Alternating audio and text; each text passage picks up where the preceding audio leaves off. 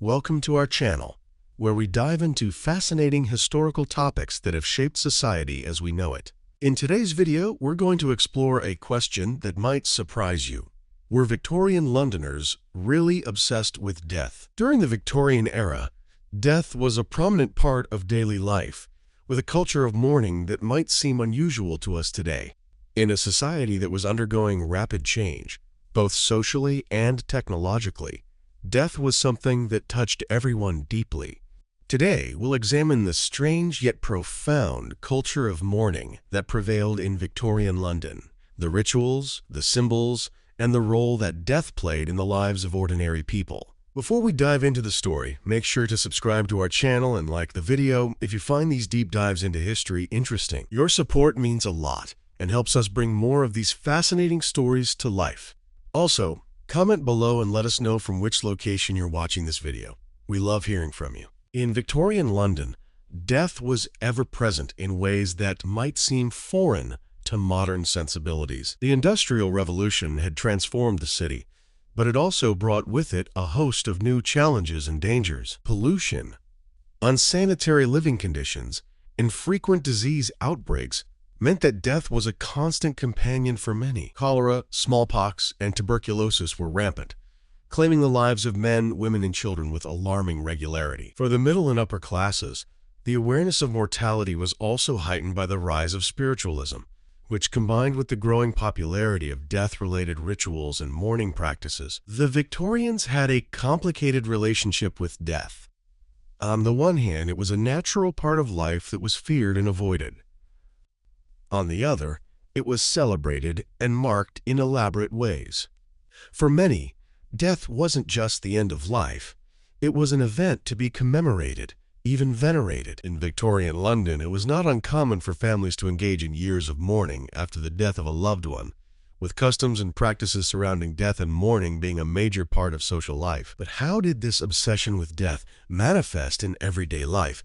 And why did it become such a dominant cultural theme? One of the key elements of this Victorian obsession with death was the way in which people commemorated the deceased. Funerals were not just somber occasions.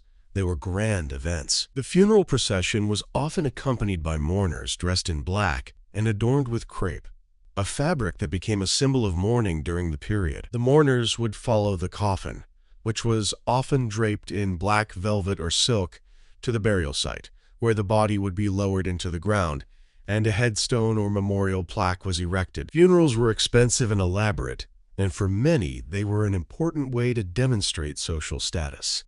The more ornate and lavish the funeral, the higher the respect and reverence for the deceased. This sense of social obligation was even further amplified for the wealthy elite. When prominent figures in Victorian society passed away, the rituals surrounding their death became spectacles. Elaborate funerals were held in their honor, sometimes even involving the entire city. Londoners who could not afford such grandeur still adhered to the cultural norms of mourning, but their funerals would generally be less extravagant, depending on their social standing. For the middle and lower classes, mourning often involved the preservation of the deceased's body for a longer period. In some cases, this was done for practical reasons, but there was also a belief that the body needed to be kept undisturbed for several days to allow the soul to depart peacefully. During this time, families would gather around the body, often holding vigils and prayers. The deceased would frequently be dressed in their finest clothes, and a mirror would be covered to prevent the soul from getting trapped. The tradition of the wake, in which friends and family would gather together, often lasted for several days, and it was common to see the body lying in the home, sometimes surrounded by candles and flowers. But the mourning didn't stop with the funeral. After a person died, it was common for the family to wear mourning clothes, often for up to a year. Widows in particular were expected to wear black for an extended period, reflecting the depth of their loss. The length of mourning depended on the social status of the deceased and the mourners, but it could range from a few months to several years. During this time, mourning rituals would often involve wearing black veils, using mourning stationery for correspondence, and even adopting new social behaviors, such as avoiding parties or festivities. The fashion for mourning attire became so influential that it dictated the types of clothing and accessories available in stores. The Victorian mourning culture was also influenced by the growing trend of spiritualism, As spiritualism became increasingly popular, many Victorians sought ways to connect with the spirit world in order to communicate with the dead. Seances became a common practice, and people gathered in dimly lit rooms, hoping to make contact with their loved ones who had passed on. The spirit photographs of the era, which purported to capture the images of spirits alongside the living, also became a popular commodity. The advent of post-mortem photography, where photographs were taken of the deceased, often in lifelike poses, was another way to commemorate the dead. These photographs were considered a form of memorialization and were kept by families to remember their lost loved ones. While mourning rituals were an essential part of Victorian culture, they were also deeply rooted in the fear of death and the afterlife. Victorian society was heavily influenced by Christianity, and many Victorians believed that death was not the end, but a transition to another world. The fear of the unknown and the desire for salvation drove many of the practices and beliefs surrounding death.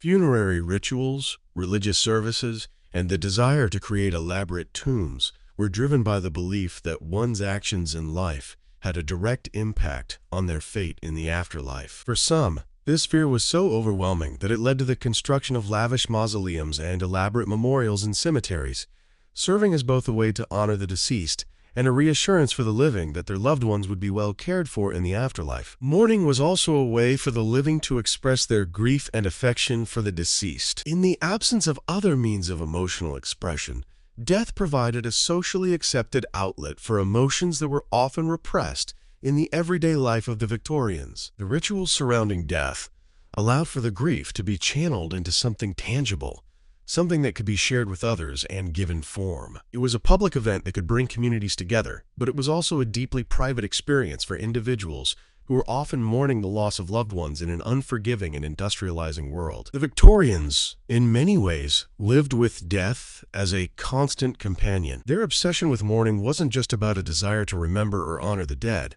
It was also about controlling and understanding death, something that remained largely mysterious and unpredictable in a rapidly changing society. This obsession extended to the popular culture of the time, where the themes of death, loss, and the afterlife permeated everything from literature to art to popular entertainment. In Victorian London, the culture of mourning was both a means of dealing with the harsh realities of death and a way of finding comfort in the face of a world filled with uncertainty.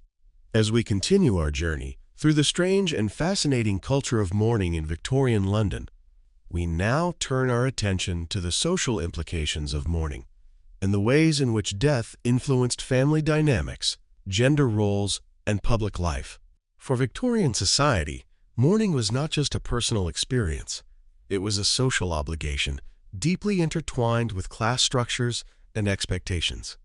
From elaborate funeral rituals to strict codes of behavior during periods of mourning, death was something that had a profound impact on all aspects of life. In the Victorian era, family was considered the central unit of society, and the death of a loved one was not simply a personal loss.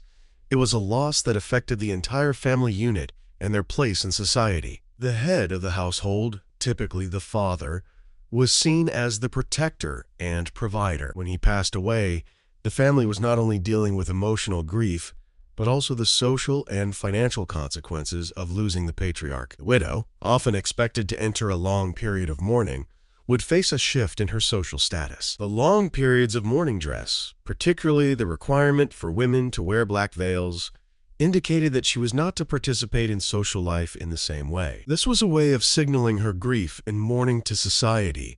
During this time, society had a strict expectation of how long a widow should mourn for her husband. This could last anywhere from a year to several years, and during this period, the widow was expected to withdraw from public life. Her social calendar would be filled with funeral rituals, memorial services, and regular visits to the grave of her late husband. This cultural expectation of mourning was often rigid and socially enforced, with the widow receiving public sympathy but also having to adhere to a very specific code of behavior. A widow was not allowed to remarry too quickly, and many felt societal pressure to remain devoted to the memory of their late husband. For children, especially young girls, mourning practices were slightly different but no less significant. Children were often involved in the rituals of mourning, with mourners' attire being especially significant for daughters. Little girls would wear black dresses, and even toys might be placed around the deceased's body, symbolizing their connection to the loss of their parent. These practices emphasized the strong emotional connection that children were expected to feel for their deceased parents,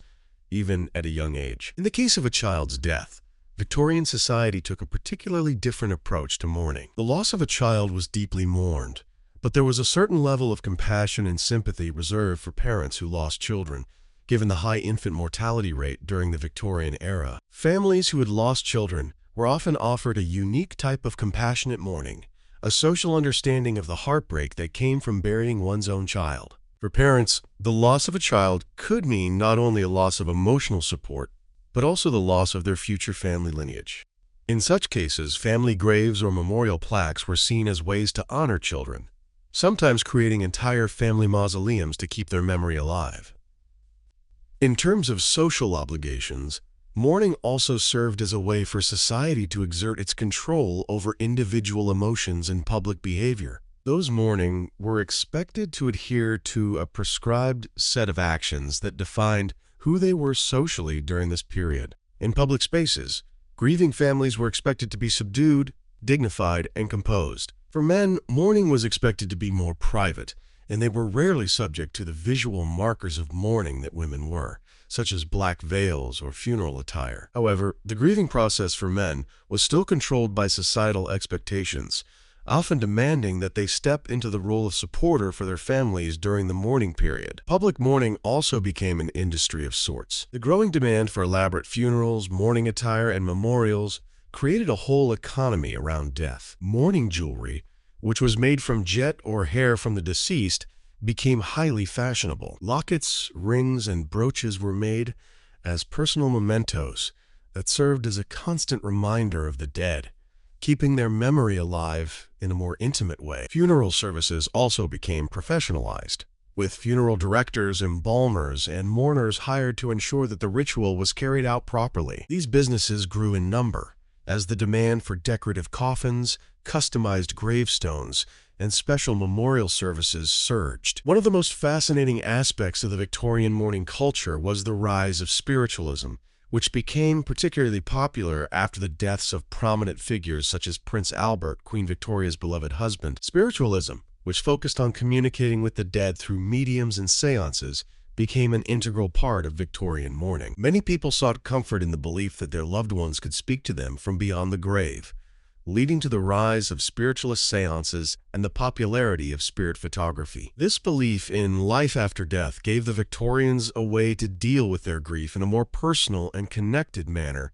reaffirming their faith in the spiritual realm. The emergence of post-mortem photography, where families took photographs of their deceased loved ones, was another aspect of the era's obsession with death. The practice, though morbid by modern standards, was a way for families to memorialize the dead.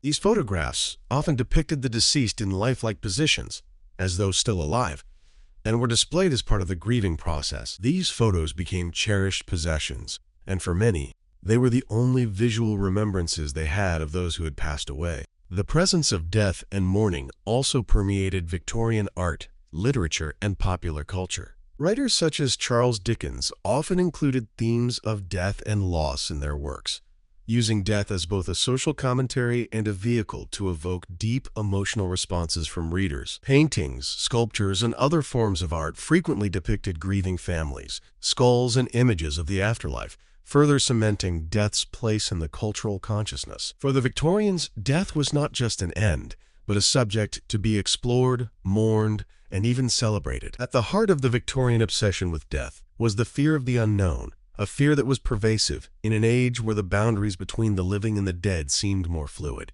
The rise of industrialization, advances in medicine, and rapid societal change left people yearning for a way to make sense of the inevitable death. The Victorian mourning rituals helped individuals not only honor the deceased, but also create a social structure that allowed them to manage their grief in a way that was acceptable to society. As we continue our exploration of the Victorian obsession with death and the culture of mourning, We now turn our attention to the emotional and psychological impact these mourning practices had on individuals and families. In a society that was steeped in ritualized mourning, where death was not just a personal loss but a public event, it is essential to understand how these customs affected the mental health and emotional well-being of those who grieved. For Victorians, the mourning process was both a cultural necessity and a deeply personal journey, one that shaped their perceptions of grief, loss, and the afterlife. The Victorian mourning period, which could last from a few months to several years, was a time of intense emotional strain. During this time, mourning was not merely a matter of personal sorrow. It was a performance that had to adhere to the strict expectations of society. Widows, for instance, were expected to wear black for an extended period, signaling their loss to the public. Their behavior was also scrutinized. Any signs of joy or socializing were considered inappropriate. This social pressure to mourn in a prescribed manner often had deep emotional consequences. Many widows felt trapped in their grief, not just by their emotions, but by the societal expectation that they should embody sorrow and restraint. The length of mourning was a sign of respect and devotion to the deceased, but it also imposed a kind of emotional imprisonment. The grief experienced during this period wasn't just about the death of a loved one. It was also about the loss of identity and status. For a widow, losing a husband meant more than the emotional pain of missing someone she loved. It also meant the loss of her role within the family and the community. She was expected to shift from being a wife to being a bereaved woman, and society often limited her opportunities for emotional healing. The extended mourning period created an environment in which grief could linger indefinitely, leaving many widows feeling emotionally drained, isolated, and disconnected from their former lives. The rigid mourning rituals prevented them from moving forward, forcing them to wear their sorrow as a public badge of respect for the deceased. Similarly, children who lost parents during this period were often immersed in mourning rituals that were intended to help them process their grief, but also added layers of complexity to their emotional experience. Many children were expected to take part in the mourning rituals, wearing black, attending services, and even engaging in post-mortem rituals, such as having their loved one's photograph taken. While these rituals were meant to provide children with a way to understand death, they also placed a heavy emotional burden on them. For young children, the loss of a parent often resulted in feelings of confusion, fear, and helplessness. The mourning process was a constant reminder of the impermanence of life, and the rituals that were meant to offer comfort could often feel overwhelming or isolating. However, it wasn't just the external social expectations that made mourning so emotionally taxing. It was also the psychological toll that came from the way death was perceived in Victorian society. Death was seen as a finality, the end of life as individuals knew it. The Victorians had a deep-seated belief in the afterlife, but this belief also created an emotional tension. The grief of losing someone was compounded by the anxiety that the deceased might not be at peace in the afterlife. This belief in the uncertainty of the afterlife led to a sense of spiritual unrest. Victorians often felt that the living needed to play an active role in ensuring that the deceased found rest. The rise of spiritualism during this period, with mediums offering the chance to communicate with the dead, was a way to alleviate this uncertainty. While some found comfort in the idea that their loved ones could communicate with them, others became obsessed with the idea of keeping the connection between the living and the dead alive. Psychologically, the emphasis on mourning and the ritualized behavior surrounding death created a kind of emotional isolation. Many people were expected to mourn in silence, without expressing the full depth of their emotions. For men, particularly, the mourning rituals were often more private, and they were expected to internalize their grief. This created a bottling up of emotions, and for many, it resulted in a kind of emotional repression that could manifest in anxiety, depression, or physical illness. In an era where emotional expression was largely repressed, the cultural practices surrounding mourning compounded the difficulties people faced in coping with the emotional weight of loss. On the other hand, the social rituals of mourning also provided a cathartic release for many individuals, especially for women, who were given more space to publicly grieve. Funeral services, memorials, and community gatherings allowed people to express their sorrow in ways that weren't possible in daily life. These public displays of grief were not just personal catharsis.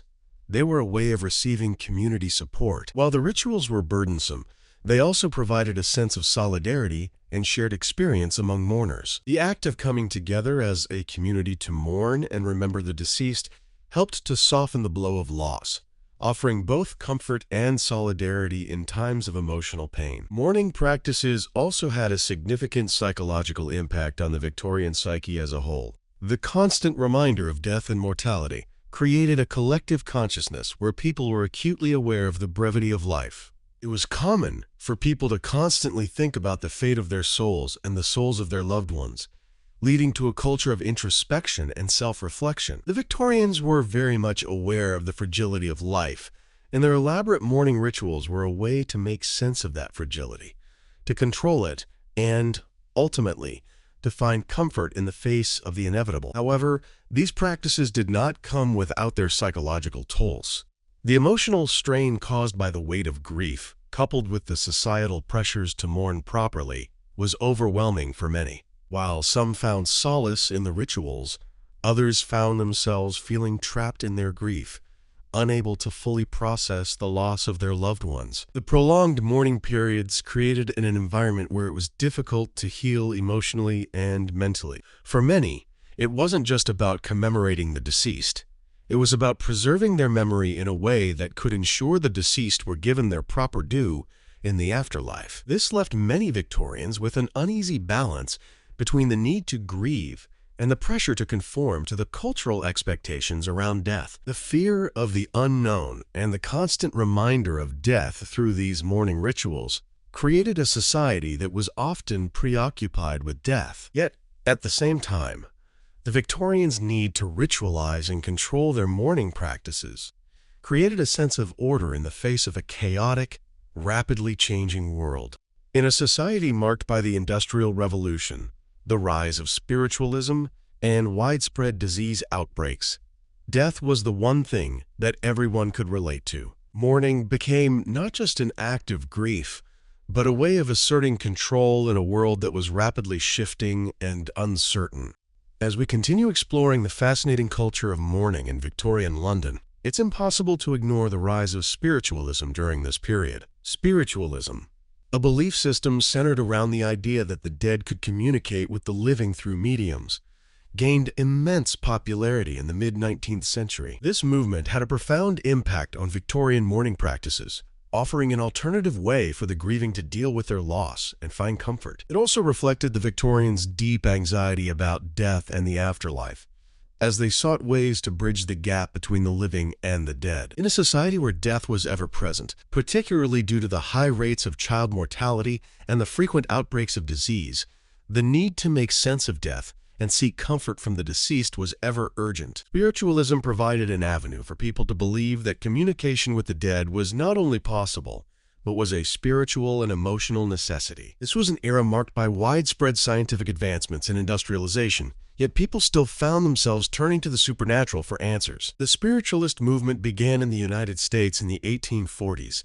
with the famous Fox sisters in New York claiming to communicate with spirits through rapping sounds. The phenomenon quickly spread to Europe, where it found a receptive audience in Victorian London. Spiritualism was particularly popular among the middle and upper classes, who were experiencing the loss of loved ones but also wanted to stay connected to them. Public seances and private readings with mediums became a way for Victorians to experience a connection with the deceased. One of the most significant aspects of Victorian spiritualism was the rise of mediums, individuals who claimed to have the ability to communicate with the dead. These mediums, often women, would enter a trance and purportedly relay messages from the deceased to their loved ones. Seances became a common practice in the homes of wealthy families, and spiritualist parlors opened up in London, where grieving people could pay for a session to communicate with their loved ones who had passed away. These mediums were sometimes highly controversial, with critics dismissing them as frauds and charlatans. However, despite the skepticism, spiritualism offered real emotional comfort to many grieving Victorians. In an era where death was frequently sudden and untimely, Being able to speak to the dead provided a sense of control and closure. It allowed mourners to process their grief in a way that was more immediate and interactive than traditional mourning rituals. Victorians who participated in seances often felt that they were not only honoring the dead, but also receiving closure that would help them move on from their grief. The rise of spiritualism was also tied to the Victorian obsession with the supernatural. This was a time when Gothic literature was flourishing, with works like Mary Shelley's Frankenstein and Bram Stoker's Dracula captivating the public imagination. The themes of life, death, and the supernatural in literature aligned perfectly with the growing interest in spirits and the afterlife. Spiritualism offered a way for Victorians to engage with their fears of death and the unknown by making the invisible visible. The dead could return, not as ghosts, but as entities with tangible messages, offering a form of life after death that was understandable and communicable. For many families, the notion of reaching out to the dead provided comfort during the grieving process. Widows in particular were drawn to the idea that they could still communicate with their late husbands. During the mourning period, which was expected to be long and rigid, spiritualism offered a way to bypass the emotional pain of loss by providing a direct link to the deceased. Widows could receive messages from their husbands, assuring them that they were safe in the afterlife. The idea that their loved ones were still out there gave solace and allowed mourners to feel that death was not an absolute separation. In addition to the rise of mediums and seances, the Victorians also embraced a variety of death-related rituals that were designed to help the living cope with the loss of loved ones. Post-mortem photography was one such ritual, and while it may seem morbid to us today, it was a widely accepted practice in the Victorian era. These photographs were taken of the deceased, often in lifelike poses, with the intention of creating a lasting memorial. For the grieving family, these photographs were a way to keep the memory of their loved one alive. It was as though the deceased could be preserved forever, even though they had physically passed away. These photographs were kept in family albums and sometimes displayed in the home, a constant reminder of the loved one who had passed. The obsession with post-mortem photographs in spiritualism also extended to spirit photography, which became especially popular after the invention of photography. Spirit photographers would create images that appeared to show the spirits of the deceased standing beside their living relatives, with ghostly figures superimposed on photographs. These images were often the result of double exposure or other photographic tricks, but they were accepted as authentic evidence of the spiritual realm. Spirit photography became a commercial business, with families eager to memorialize their lost loved ones in a way that suggested they had transcended death and were still present in the physical world. But the rise of spiritualism also had a more psychological impact on Victorian society. While it provided a form of comfort to those who believed in it, it also revealed a deep anxiety about the nature of death. Victorians were acutely aware of the fragility of life. The rapid industrialization of London and other major cities, with its overcrowded slums, disease outbreaks, and pollution, contributed to a climate of uncertainty and fear. Death was common, often striking unexpectedly, and spiritualism gave people a way to seek comfort in the chaos. It was a way to reassert control over something that was otherwise uncontrollable. In a time when scientific progress was quickly changing the world, spiritualism also provided a counterbalance to the increasingly rationalistic world.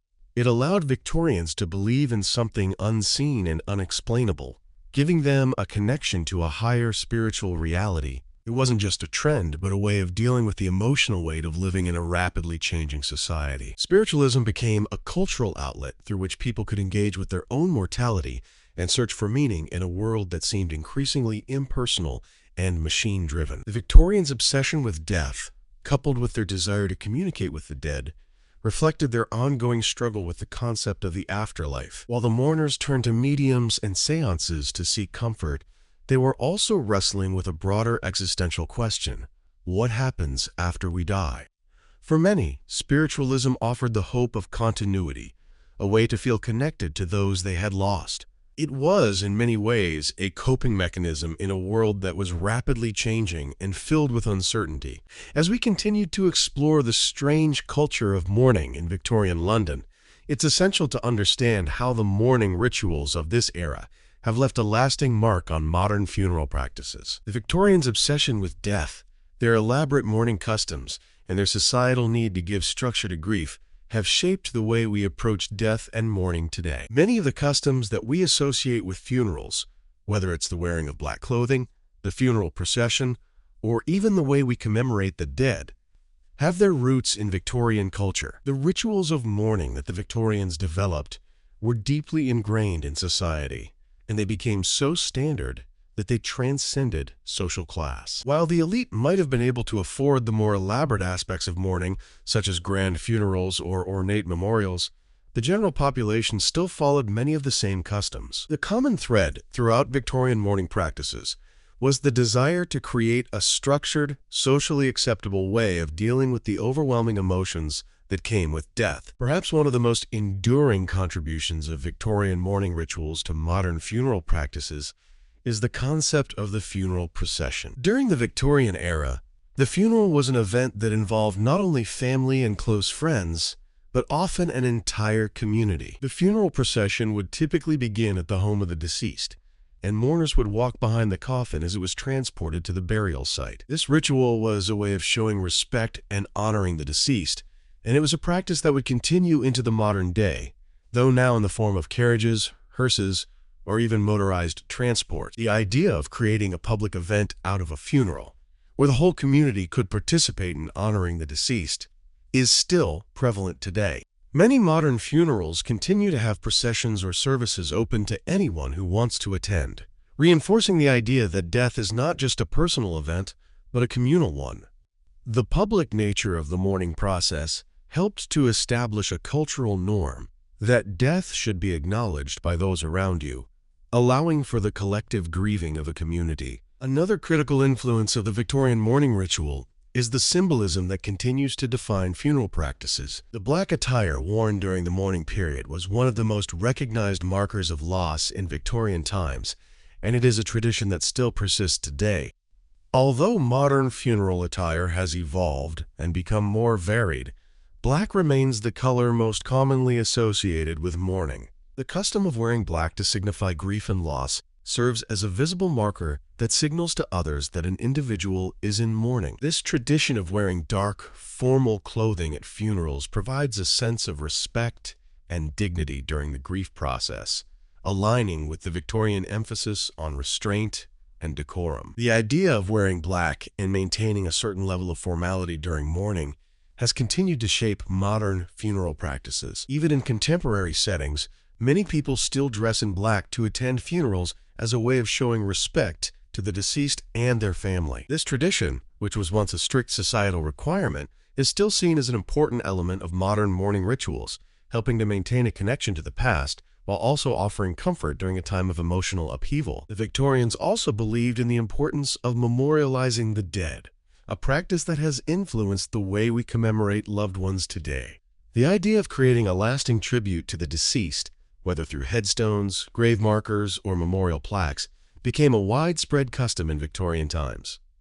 As death was seen as a passage rather than an end, Victorians created elaborate memorials to preserve the memory of their loved ones. These monuments, often featuring intricate carvings and inscriptions, were intended to celebrate the life of the deceased and serve as a lasting reminder of their place in history. Many modern cemeteries still feature gravestones and memorial plaques that are designed to honor the deceased, and the practice of visiting graves to pay respects remains a key element of many funeral traditions. The act of memorializing the deceased through physical structures not only helps those who remain process their grief, but also ensures that the memory of the deceased lives on, just as it did in Victorian times. The creation of family mausoleums, often built in private cemeteries, has also been carried over into modern-day funeral practices. These structures, once reserved for the wealthy, remain a way to memorialize entire families and ensure that their legacy endures for generations. The Victorian era also saw the development of mourning jewelry,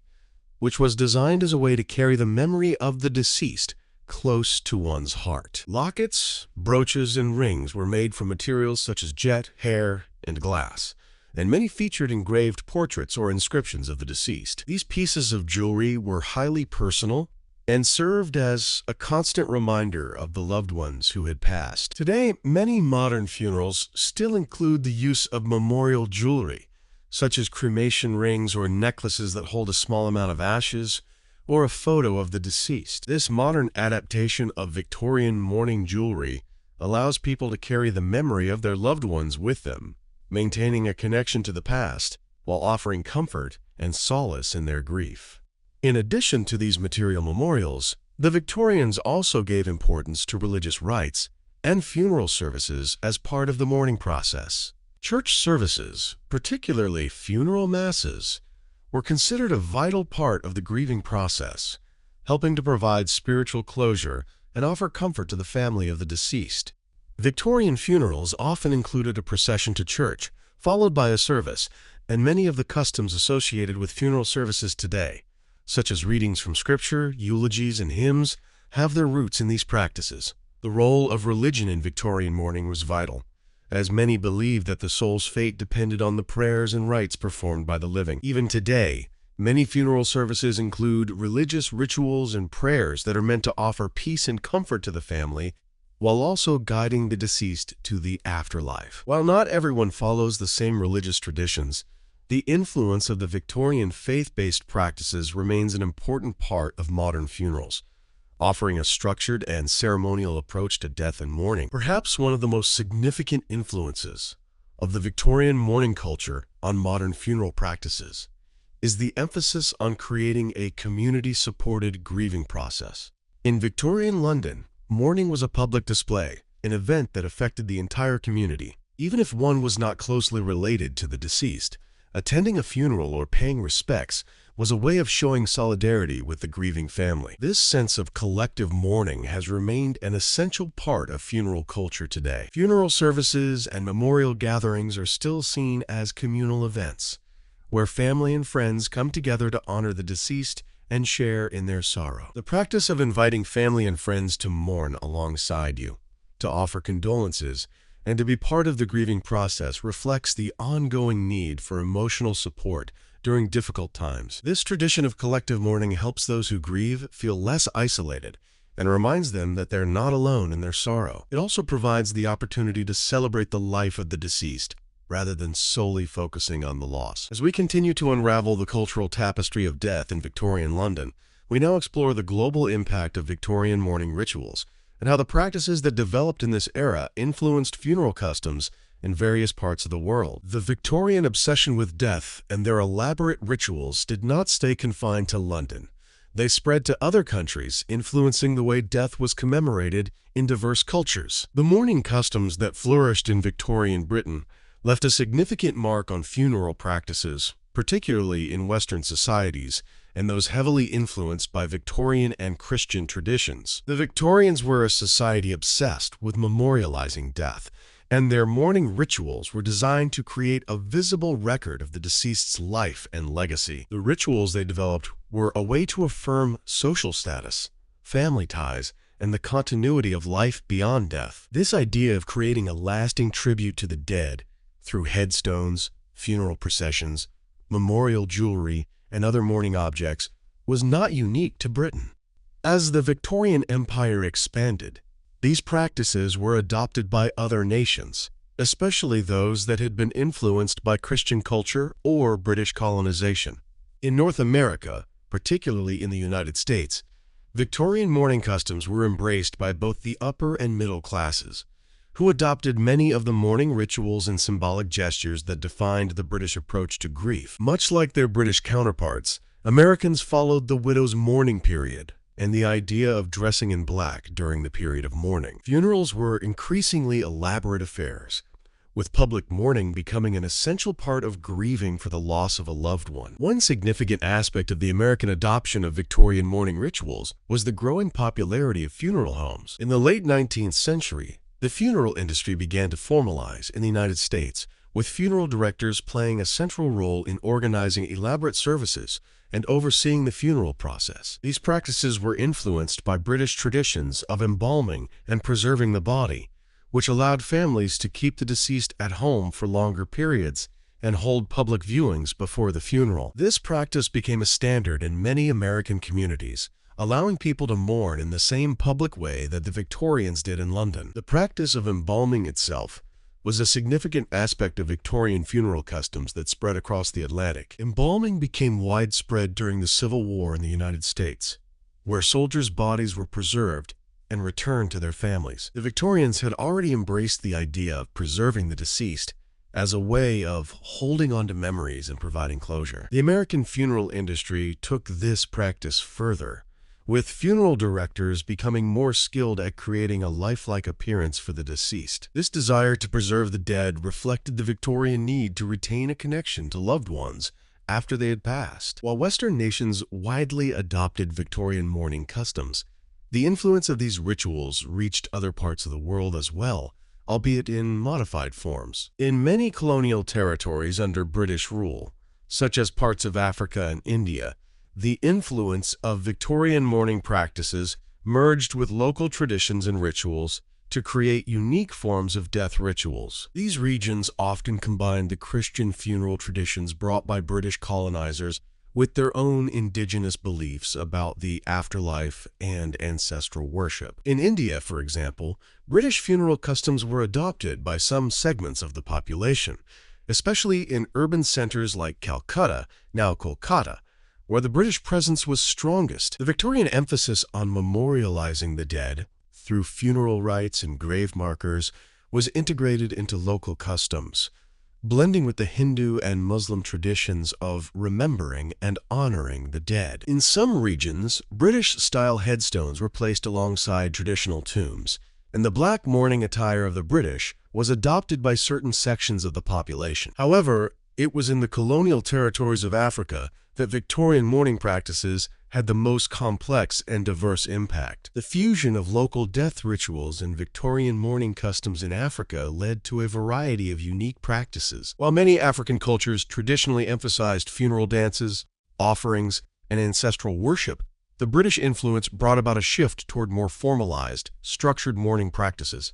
The Western notion of the funeral procession, as seen in Victorian Britain, was adopted by some African societies, though often with a distinctly African twist, such as including traditional music, songs, and dances. In some cases, funeral attire was influenced by Victorian practices, while in others, traditional African garments and rituals were blended with British customs. Even though the adoption of Victorian mourning practices in the colonies was not uniform, the lasting influence of British rituals was undeniable. In some African countries, mourning rituals became a way to show respect not only for the deceased, but also for the colonial power. This blending of cultures often resulted in a complex web of rituals and symbols that reflected both indigenous traditions and the newly imposed practices of the colonizers. In China, Victorian mourning customs made their mark through the British expatriates and their social circles in cities like Shanghai and Hong Kong. The Western-style funerals introduced by the British were often adopted by the expatriates, and in some cases, local Chinese families followed suit, especially in more cosmopolitan areas. However, the influence was not as profound as in other parts of the world. Chinese death rituals remained deeply rooted in ancestral worship, with a focus on honoring ancestors through offerings and ceremonies at family altars. The blending of British practices with Chinese traditions resulted in a fusion of funeral services that incorporated both Western-style wakes and traditional Chinese rites. In Latin America, the Victorian influence on mourning rituals can also be seen in the adoption of elaborate funerals and the widow's mourning period, which mirrored the customs seen in European and North American funeral practices. The growing influence of Catholicism in many of these regions meant that religious ceremonies were often incorporated into the mourning rituals, creating a fusion of Victorian mourning customs and Catholic death rites. In countries like Mexico, the Victorian emphasis on memorialization was reflected in the elaborate Day of the Dead celebrations, where families honor and remember their deceased loved ones. Though rooted in indigenous traditions, the idea of memorializing the deceased through photographs, altars, and grave visits was influenced by Western practices, including those of the Victorians. As we look at the global influence of Victorian mourning customs, we see how these rituals helped shape funeral practices around the world. The cultural exchange of death rituals between Britain and its colonies, as well as between Western societies and non-Western cultures, allowed for a blending of customs that created new, hybrid forms of mourning. Whether through the adoption of mourning attire, the funeral procession, or the rise of memorialization, the Victorian obsession with death left a legacy that has endured in diverse forms across the globe. As we continue to unravel the cultural tapestry of death in Victorian London, we now explore the global impact of Victorian mourning rituals and how the practices that developed in this era influenced funeral customs in various parts of the world. The Victorian obsession with death and their elaborate rituals did not stay confined to London. They spread to other countries, influencing the way death was commemorated in diverse cultures. The mourning customs that flourished in Victorian Britain left a significant mark on funeral practices, particularly in Western societies and those heavily influenced by Victorian and Christian traditions. The Victorians were a society obsessed with memorializing death, and their mourning rituals were designed to create a visible record of the deceased's life and legacy. The rituals they developed were a way to affirm social status, family ties, and the continuity of life beyond death. This idea of creating a lasting tribute to the dead through headstones, funeral processions, memorial jewelry, and other mourning objects was not unique to Britain. As the Victorian Empire expanded, these practices were adopted by other nations, especially those that had been influenced by Christian culture or British colonization. In North America, particularly in the United States, Victorian mourning customs were embraced by both the upper and middle classes, who adopted many of the mourning rituals and symbolic gestures that defined the British approach to grief. Much like their British counterparts, Americans followed the widow's mourning period and the idea of dressing in black during the period of mourning. Funerals were increasingly elaborate affairs, with public mourning becoming an essential part of grieving for the loss of a loved one. One significant aspect of the American adoption of Victorian mourning rituals was the growing popularity of funeral homes. In the late 19th century, the funeral industry began to formalize in the United States, with funeral directors playing a central role in organizing elaborate services and overseeing the funeral process. These practices were influenced by British traditions of embalming and preserving the body, which allowed families to keep the deceased at home for longer periods and hold public viewings before the funeral. This practice became a standard in many American communities, allowing people to mourn in the same public way that the Victorians did in London. The practice of embalming itself was a significant aspect of Victorian funeral customs that spread across the Atlantic. Embalming became widespread during the Civil War in the United States, where soldiers' bodies were preserved and returned to their families. The Victorians had already embraced the idea of preserving the deceased as a way of holding on to memories and providing closure. The American funeral industry took this practice further, with funeral directors becoming more skilled at creating a lifelike appearance for the deceased. This desire to preserve the dead reflected the Victorian need to retain a connection to loved ones after they had passed. While Western nations widely adopted Victorian mourning customs, the influence of these rituals reached other parts of the world as well, albeit in modified forms. In many colonial territories under British rule, such as parts of Africa and India, the influence of Victorian mourning practices merged with local traditions and rituals to create unique forms of death rituals. These regions often combined the Christian funeral traditions brought by British colonizers with their own indigenous beliefs about the afterlife and ancestral worship. In India, for example, British funeral customs were adopted by some segments of the population, especially in urban centers like Calcutta, now Kolkata, where the British presence was strongest. The Victorian emphasis on memorializing the dead through funeral rites and grave markers was integrated into local customs, blending with the Hindu and Muslim traditions of remembering and honoring the dead. In some regions, British-style headstones were placed alongside traditional tombs, and the black mourning attire of the British was adopted by certain sections of the population. However, it was in the colonial territories of Africa that Victorian mourning practices had the most complex and diverse impact. The fusion of local death rituals and Victorian mourning customs in Africa led to a variety of unique practices. While many African cultures traditionally emphasized funeral dances, offerings, and ancestral worship, the British influence brought about a shift toward more formalized, structured mourning practices. The Western notion of the funeral procession, as seen in Victorian Britain, was adopted by some African societies, though often with a distinctly African twist, such as including traditional music, songs, and dances. In some cases, funeral attire was influenced by Victorian practices, while in others, traditional African garments and rituals were blended with British customs. Even though the adoption of Victorian mourning practices in the colonies was not uniform, the lasting influence of British rituals was undeniable. In some African countries, mourning rituals became a way to show respect not only for the deceased, but also for the colonial power. This blending of cultures often resulted in a complex web of rituals and symbols that reflected both indigenous traditions and the newly imposed practices of the colonizers. In China, Victorian mourning customs made their mark through the British expatriates and their social circles in cities like Shanghai and Hong Kong. The Western-style funerals, introduced by the British, were often adopted by the expatriates, and in some cases, local Chinese families followed suit, especially in more cosmopolitan areas. However, the influence was not as profound as in other parts of the world.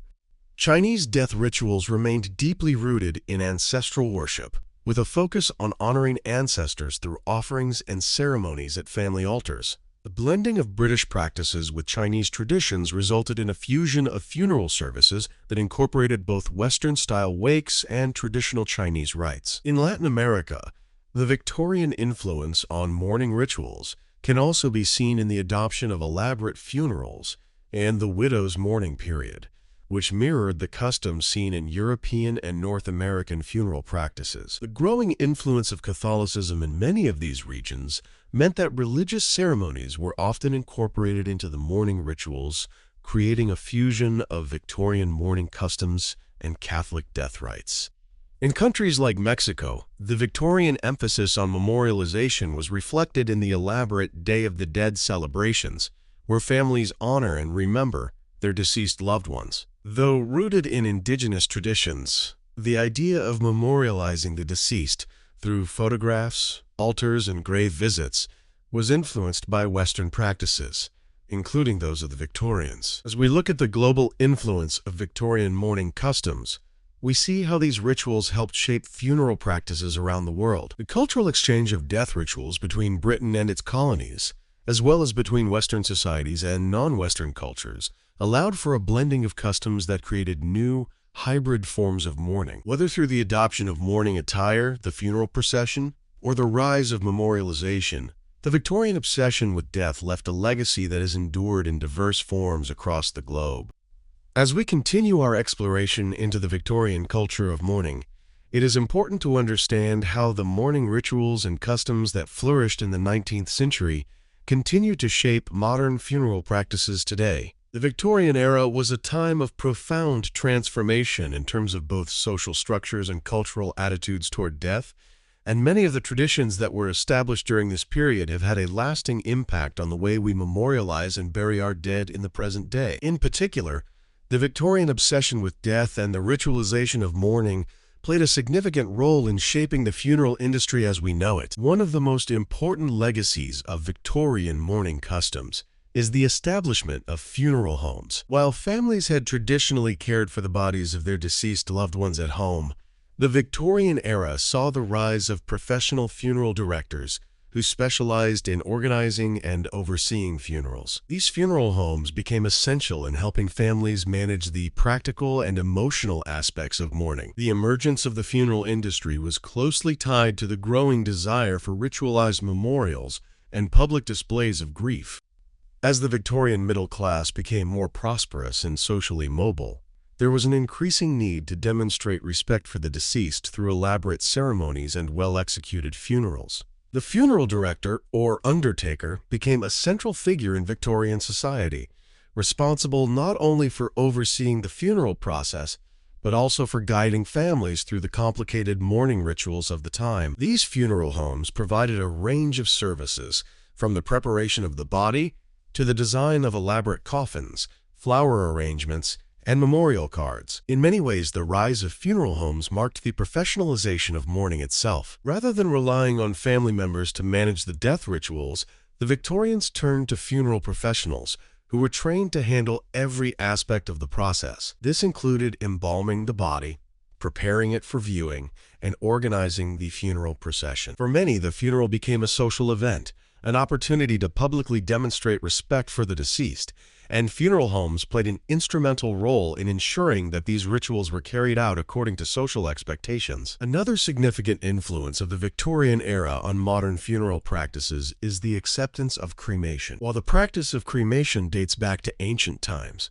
it was not widely accepted in Western society until the late 19th century, when the Victorians began to reconsider the traditional burial practices that had dominated for centuries. The Victorians were deeply concerned with the preservation of the body, and embalming became a standard part of the mourning process. However, the growth of the spiritualist movement, combined with the rise of scientific and medical advancements, led to a growing interest in alternative ways to deal with the dead.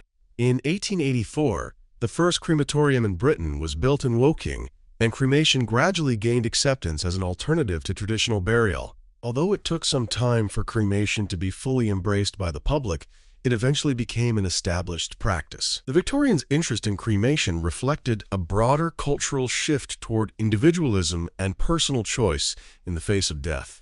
As cremation became more popular, it also began to influence funeral practices in the 20th century, with cremation becoming the preferred method of body disposal for many families, especially in cities where burial space was becoming increasingly scarce. The Victorian focus on memorialization also continues to influence modern funeral practices, particularly in the design and creation of memorials. During the Victorian era, there was a strong emphasis on creating lasting tributes to the deceased. Tombstones, mausoleums, and grave markers were not just ways of marking the final resting place of the deceased. They were works of art designed to convey the status and legacy of the individual. These memorials were often highly detailed, with intricate carvings, religious symbols, and elaborate inscriptions that described the deceased's life and virtues. In modern times, this focus on memorialization has continued, with many people choosing to have personalized headstones, memorial benches, or columbarium niches to commemorate their loved ones. The Victorian idea of the grave as a place for remembrance has evolved into a wide range of modern practices, including the use of cremation urns and memorial jewelry, where a small portion of a loved one's ashes is kept in a pendant, ring, or bracelet. These forms of personalized memorialization allow families to keep their loved ones close, even after they have passed away. In addition to these physical memorials, the Victorians' fixation on preserving memory also gave rise to the practice of mourning portraits and post-mortem photography. These photographs, which depicted the deceased in a state that made them appear almost alive, were considered a way to capture and preserve the memory of the dead. While the practice of post-mortem photography has faded into history, the desire to preserve the memory of the deceased through images and photographs has not. Modern families often create photo albums or digital memorials as a way of remembering their loved ones. In recent years, there has also been an increased use of social media platforms as a way to memorialize the deceased, with some families creating online tributes or virtual memorials to honor their loved ones. The Victorian mourning culture, with its emphasis on rituals and memorialization, also influenced the way we grieve as a society. In the Victorian era, mourning was a highly public affair, and the rituals surrounding death were structured in such a way that they allowed for collective grief. This sense of community mourning is still very much alive in modern funeral practices, especially in cultures that emphasize family involvement in the mourning process. Today, funerals remain a time for families to come together and remember the deceased, although there is a growing trend toward personalized services that reflect the individuality of the person who has passed. Interestingly, the rise of funeral planning services and the ability to pre-arrange one's funeral also reflects the influence of the Victorian obsession with controlling death. In the Victorian era, the funeral director played an important role in managing all aspects of the funeral, and today's funeral homes continue this tradition. Many modern funeral homes now offer services that allow people to plan their own funerals in advance, which gives them more control over how their death will be commemorated. While the Victorian funeral industry was deeply rooted in the desire for public mourning and memorialization, today's practices reflect a shift toward more personalized and intimate ways of remembering the deceased. Nevertheless, The Victorian legacy of funeral rituals and mourning customs continues to shape the way we think about death and how we celebrate the lives of those who have passed. As we reach the final chapter of our journey through the strange culture of mourning in Victorian London, it's important to reflect on how modern funeral practices are evolving in the context of changing cultural, technological, and societal trends. The Victorian obsession with death and their elaborate mourning rituals have undeniably shaped the way we approach funerals today, but just as Victorian society transformed its approach to death, the modern world is also undergoing significant shifts in how we commemorate and process loss. From technology to cultural attitudes, the landscape of mourning and memorialization continues to evolve, reflecting broader changes in society. One of the most noticeable transformations in modern funeral practices is the increasing use of technology. In an age where nearly every aspect of our lives is shaped by digital technology, it should come as no surprise that funerals are also being influenced by these advancements. Social media has become a powerful tool in memorialization, allowing families to share tributes to their loved ones online. Facebook memorial pages, Instagram tributes, and online memorial websites have all become popular ways to remember the deceased. These digital spaces allow families and friends to continue sharing memories, photos, and stories of the departed, even long after the funeral service has ended. While Victorian funerals were often public displays of mourning, the modern funeral is often more private and personalized, but the shared experience of grief has not been lost. Social media platforms now offer virtual memorials, where friends and family members can post their thoughts, condolences, and memories. Some families even hold virtual funerals, especially during the COVID-19 pandemic, when in-person gatherings were restricted. This shift toward digital memorialization reflects a broader trend in society to engage with grief and loss in more flexible, accessible, and inclusive ways. Similarly, funeral live streaming has become more common, allowing those who cannot attend a funeral in person, whether due to distance, health reasons, or other factors, to still participate in the service. This technology ensures that even if mourners are physically distant, they can still be a part of the ceremony and show support to the grieving family. In a way, it mirrors the communal mourning that the Victorians practiced, but it is adapted to fit the needs of today's interconnected world. The way we think about cremation has also changed. While cremation gained acceptance in the late Victorian period, it has become the most popular form of body disposal in the modern world. The Victorian era's emphasis on preserving the body through embalming has given way to a growing acceptance of cremation, as more people opt for a quicker, less expensive, and environmentally friendly alternative to traditional burial. In many cultures, cremation is seen as a way to return the body to the earth, a practice that is aligned with modern environmental concerns.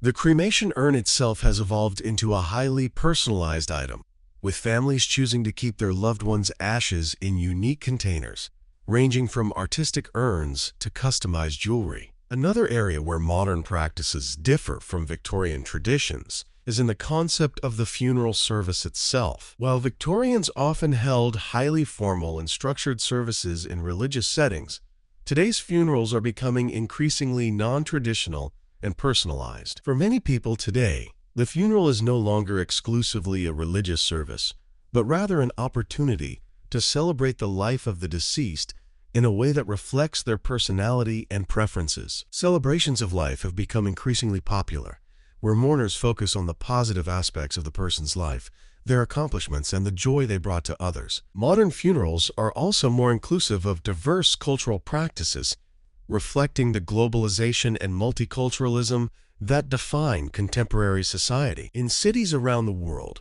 funeral services are often a blend of traditional and modern elements, as well as a fusion of various cultural and religious customs. For example, in cities like London, New York, and Los Angeles, funeral homes now offer a wide range of options for different faiths and beliefs, from Christian and Jewish services to Hindu and Muslim rites. This inclusivity reflects a broader cultural shift toward embracing diversity and honoring the individuality of both the deceased and the mourners. Another significant shift in modern funeral practices is the increased focus on sustainability. Just as the Victorians were concerned with memorializing the dead in lasting, meaningful ways, Today's society is concerned with the environmental impact of burial and cremation. Traditional burial practices, which often involve the use of non-biodegradable caskets and toxic embalming fluids, are increasingly seen as environmentally harmful.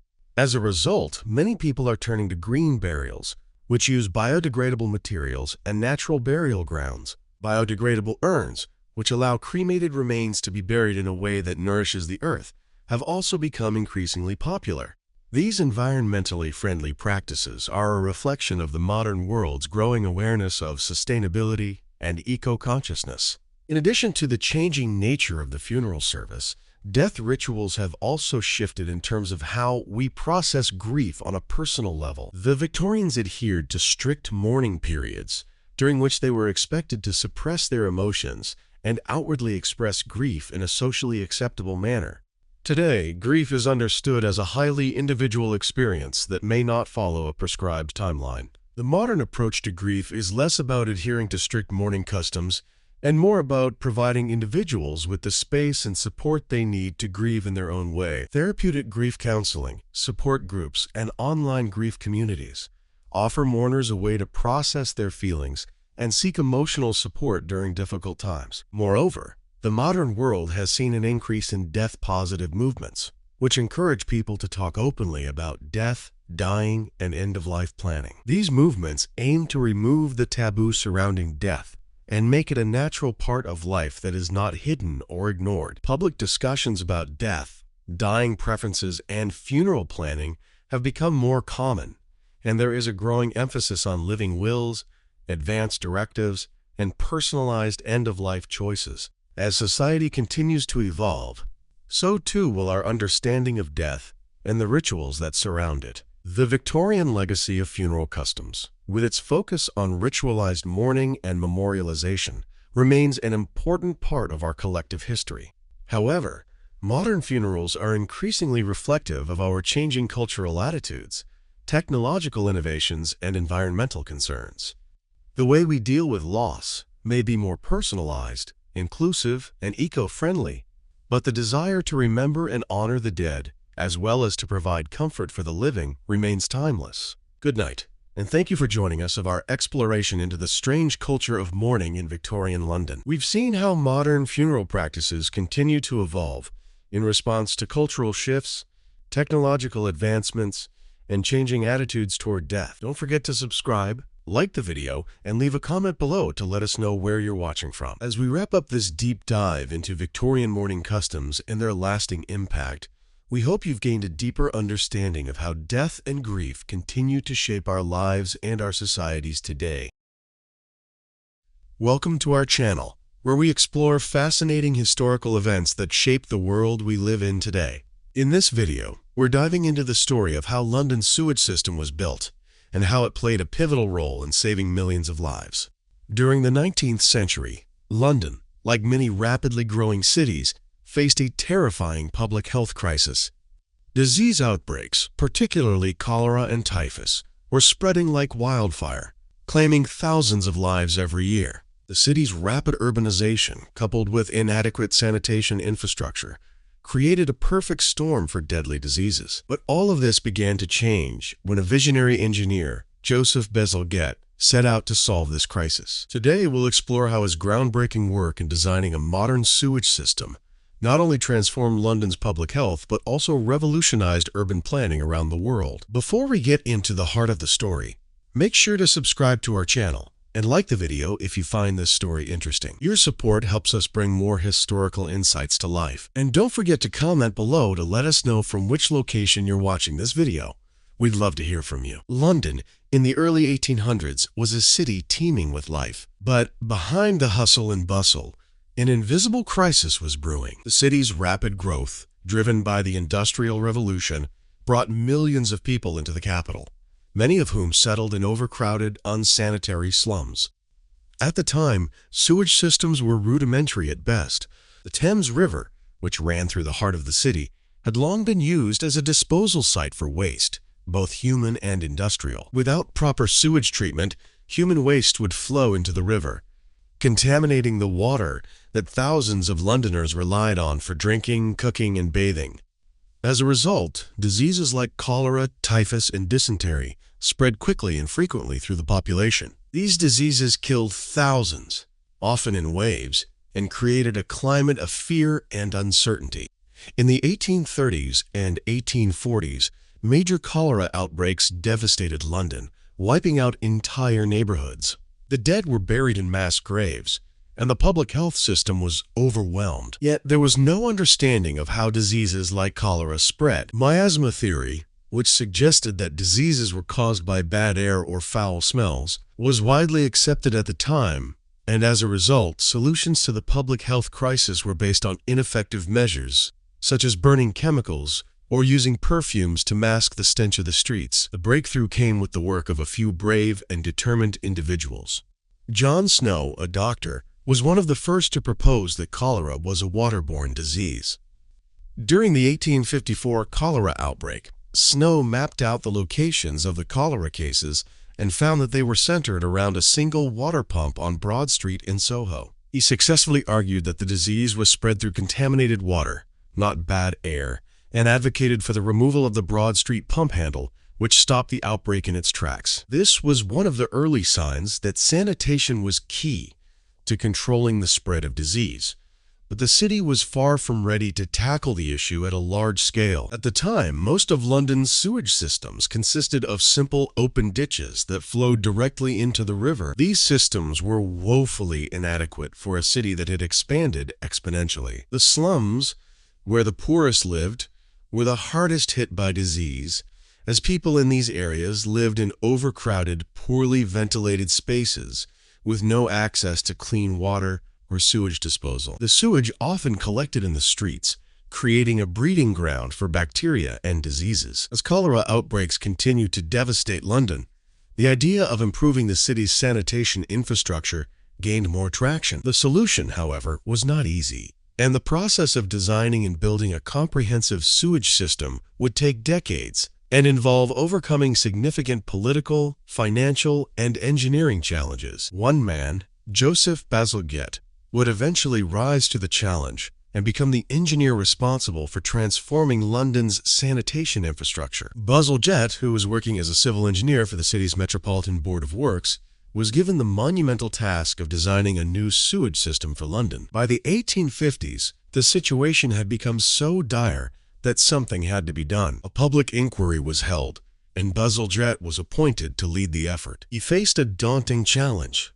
The city's population was growing rapidly, and the existing sewage infrastructure was completely inadequate. Not only did he need to design a system that could handle the current population, but he had to build one that would accommodate future growth and withstand the challenges of industrialization. Bazalgette's solution was a system of underground sewers that would carry waste away from the city and deposit it into the Thames, downstream of the city. His design was bold and innovative. Instead of having the sewers flow into open ditches or the river at street level, he proposed a network of large underground pipes that would carry waste away from the heart of the city, where most of the population lived. Bazalgette's system was designed to handle an enormous amount of waste, and he built it with enough capacity to support London's growth for years to come. His design was nothing short of visionary. The system would consist of 82 miles of main sewers, with smaller pipes branching off to reach the city's neighborhoods. The pipes would be made of brick, carefully laid in a gradual slope to ensure that waste would flow by gravity rather than requiring pumps. The system would also include intercepting sewers, which would divert waste from smaller rivers and streams into the main sewage network. To ensure that the system was effective, Bazalgette would also build a series of pump stations and sewage treatment plants to help purify the water before it was released into the Thames. Construction of the new system was an enormous undertaking. It required the labor of thousands of workers and took over a decade to complete. Despite facing significant obstacles, such as budget constraints, opposition from property owners, and the challenges of working in London's narrow, crowded streets, Bazalgette remained determined. His work, though initially met with skepticism, would later be hailed as one of the greatest engineering feats of the 19th century. The system was completed in 1875 and quickly proved to be a life-saving solution for London's public health crisis. As the new sewage system was completed, the impact was immediate and profound. The death rate from cholera and other waterborne diseases began to drop rapidly, and London's population started to see improvements in overall health and hygiene. Bazalgette's work laid the foundation for modern urban sanitation systems around the world. His design was the first large-scale sewage system to be built in an industrial city, and it provided a model for other cities to follow. The story of London's sewage system is a testament to the power of engineering and public health reform.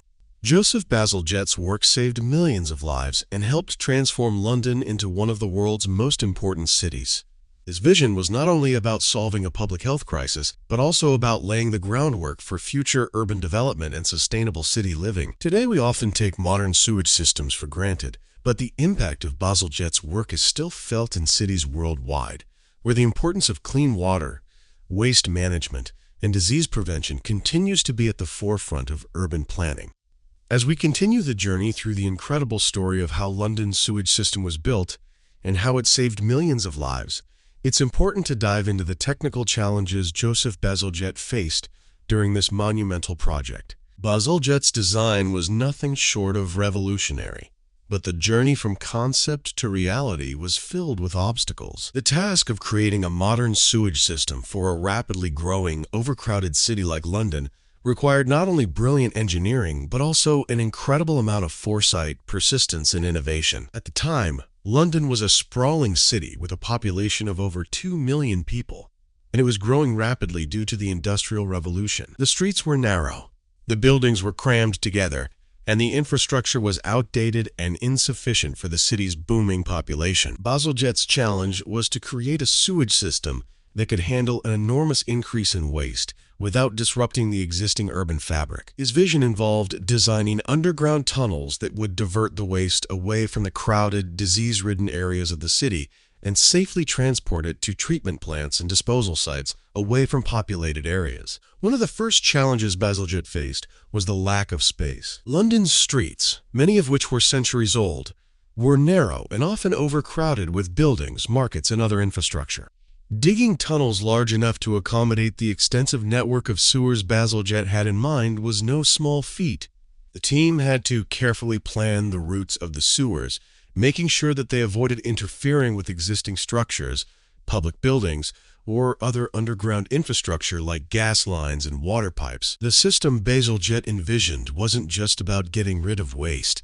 It had to be efficient, effective, and able to function for decades to come. This meant ensuring that the sewage system could handle both the present population and future growth. At the time, there was no way to predict exactly how much the population would grow or how industrialization would affect waste production. Bazalgette's foresight allowed him to design a system with an unprecedented capacity, ensuring that it could accommodate the future needs of a growing city. One of the biggest engineering challenges Bazalgette faced was how to move the waste through the system using only gravity. Unlike modern sewage systems that rely on pumps and other technologies to move waste, Bazalgette designed his system so that it could function by gravity alone. This was an innovative choice, as it meant that the system would be both energy efficient and able to function, even during times when mechanical systems might fail. To make this possible, Bazalgette had to ensure that the sewers would have a steady and consistent slope that would allow waste to flow smoothly without the need for pumps. Creating this sloping network was no easy task, as Bazalgette had to dig deep into London's soil to ensure the right angle for the pipes. In some areas, the sewer tunnels would have to run up to 30 feet underground to ensure the proper slope. This required the construction of enormous tunnels, some of which were wide enough to allow workers to walk through them. The process of digging these tunnels was grueling and dangerous, as workers had to contend with poor air quality, flooding, and the risk of cave-ins. Despite the challenges, Bazalgette's vision and leadership kept the project moving forward. Another key innovation in Bazalgette's design was his decision to use brick to line the sewers. While brick was a common building material, using it in such large quantities for underground tunnels was an unusual choice. Bazalgette opted for brick because of its durability and its ability to withstand the pressure of the soil and the weight of the city above. The brick lining also helped keep the sewers dry and prevented leaks, which was crucial in ensuring that waste would be carried efficiently through the system without spilling into the surrounding environment. In addition to the brick, Bazalgette had to ensure that the sewer tunnels were large enough to handle not just the wastewater from households, but also the industrial waste produced by the factories that were rapidly expanding throughout London. Factories and industrial businesses were a major source of pollution during the Industrial Revolution, and their waste had to be included in the sewage system. Bazalgette's design took this into account by creating larger sewer pipes in industrial areas and ensuring that these pipes could handle a higher volume of waste. While the engineering challenges were immense, Bazalgette also had to overcome significant political and financial hurdles. Many of London's political leaders were initially skeptical about Bazalgette's plans. The project was incredibly expensive, and there were concerns about the cost of building such an extensive infrastructure. Bazalgette had to convince both the government and the public that the long-term benefits of the sewage system would far outweigh the initial costs. Fortunately, a major cholera outbreak in 1854, which devastated parts of London, helped shift public opinion and political will in favor of improving sanitation. The government recognized that something had to be done to combat the rampant diseases that were taking so many lives. Even when the project was approved, Bazalgette still had to navigate budget constraints and political pressure. The cost of building the sewage system was significant, and Bazalgette had to carefully manage resources to ensure that the work was completed without running over budget. He was also working in a time of great political upheaval, and many local authorities had competing interests in how public funds should be spent. Bazalgette had to work tirelessly to push the project forward, despite facing opposition from many quarters. Despite these challenges, Bazalgette's leadership and innovation were unmatched. By the time the system was completed in the 1870s, it was clear that his work had transformed London. The new sewage system was a massive success, drastically reducing the spread of diseases like cholera, dysentery, and typhus. The death rate from these diseases began to drop dramatically, and London's public health improved significantly. Bazalgette's design not only solved the immediate public health crisis, but also laid the foundation for modern urban sanitation systems around the world. His work didn't just save lives in London, it served as a model for cities all over the world. The principles of sanitation, clean water, and disease prevention that Bazalgette championed were adopted by other rapidly growing cities, particularly in Europe and North America, which were facing similar challenges. Bazalgette's system also influenced the development of public health policies, and his innovations in sewage treatment and water management continue to be relevant today. Bazalgette's contribution to public health cannot be overstated. His vision, creativity, and determination in the face of immense challenges saved millions of lives in London and beyond. He didn't just solve a problem of urban sanitation. He laid the groundwork for the modern city. His work demonstrated the power of engineering to improve public health, and his legacy continues to shape the development of cities worldwide. As we move forward in our exploration of the monumental changes that Joseph Bazalgette brought to London's sanitation system, it's crucial to understand the lasting legacy of his work. The construction of London's sewage system didn't just improve public health in the Victorian era. It transformed urban living and became a model for modern infrastructure across the world. Bazalgette's vision and innovations revolutionized how cities around the globe would approach public health, sanitation, and urban planning. His design principles laid the groundwork for the clean, functional cities we know today. At the time, London was one of the largest and most rapidly growing cities in the world. The scale of the sewage system Bazalgette designed was unprecedented. His work in creating a vast underground network to handle the city's waste was one of the most ambitious engineering feats of the 19th century, and its success in curbing the spread of disease was immediate. By drastically reducing the death toll from cholera, typhus, and other waterborne diseases, Bazalgette's sewer system saved millions of lives, transforming London from a city constantly battling outbreaks to a city that could focus on growth and prosperity. Once the system was completed, the impact on London was nothing short of revolutionary. The death toll from cholera and other diseases dropped dramatically. Before Bazalgette's work, outbreaks of cholera would decimate entire neighborhoods, often killing hundreds or even thousands at a time. But After the completion of the sewer system, the rate of cholera deaths in London plummeted. This was not just because the waste was being carried away more efficiently, but also because the city's water sources were no longer contaminated with human waste. The success of Bazalgette's design didn't just stop in the 19th century. His sewer system became a foundation upon which future generations would build. Over time, as London continued to grow, the system was expanded, with additional sewers, interceptors, and treatment plants added to accommodate the needs of the increasing population. The design principles Bazalgette introduced were so effective that they were incorporated into new projects as cities across the globe began to modernize. As other cities grew and faced similar public health challenges, they looked to London as a model. Cities in Europe, North America, and even Asia adopted similar principles when building their own sewage systems. In the early 20th century, cities like New York, Paris, and Berlin all drew inspiration from London's infrastructure, creating their own underground sewage systems based on Bazalgette's successful design. His system was copied and adapted to fit the needs of these cities, with the same principles of gravity-fed waste removal and sewage treatment at the core of each new development. Bazalgette's influence extended beyond the development of sewers. His work played a key role in the development of modern urban planning.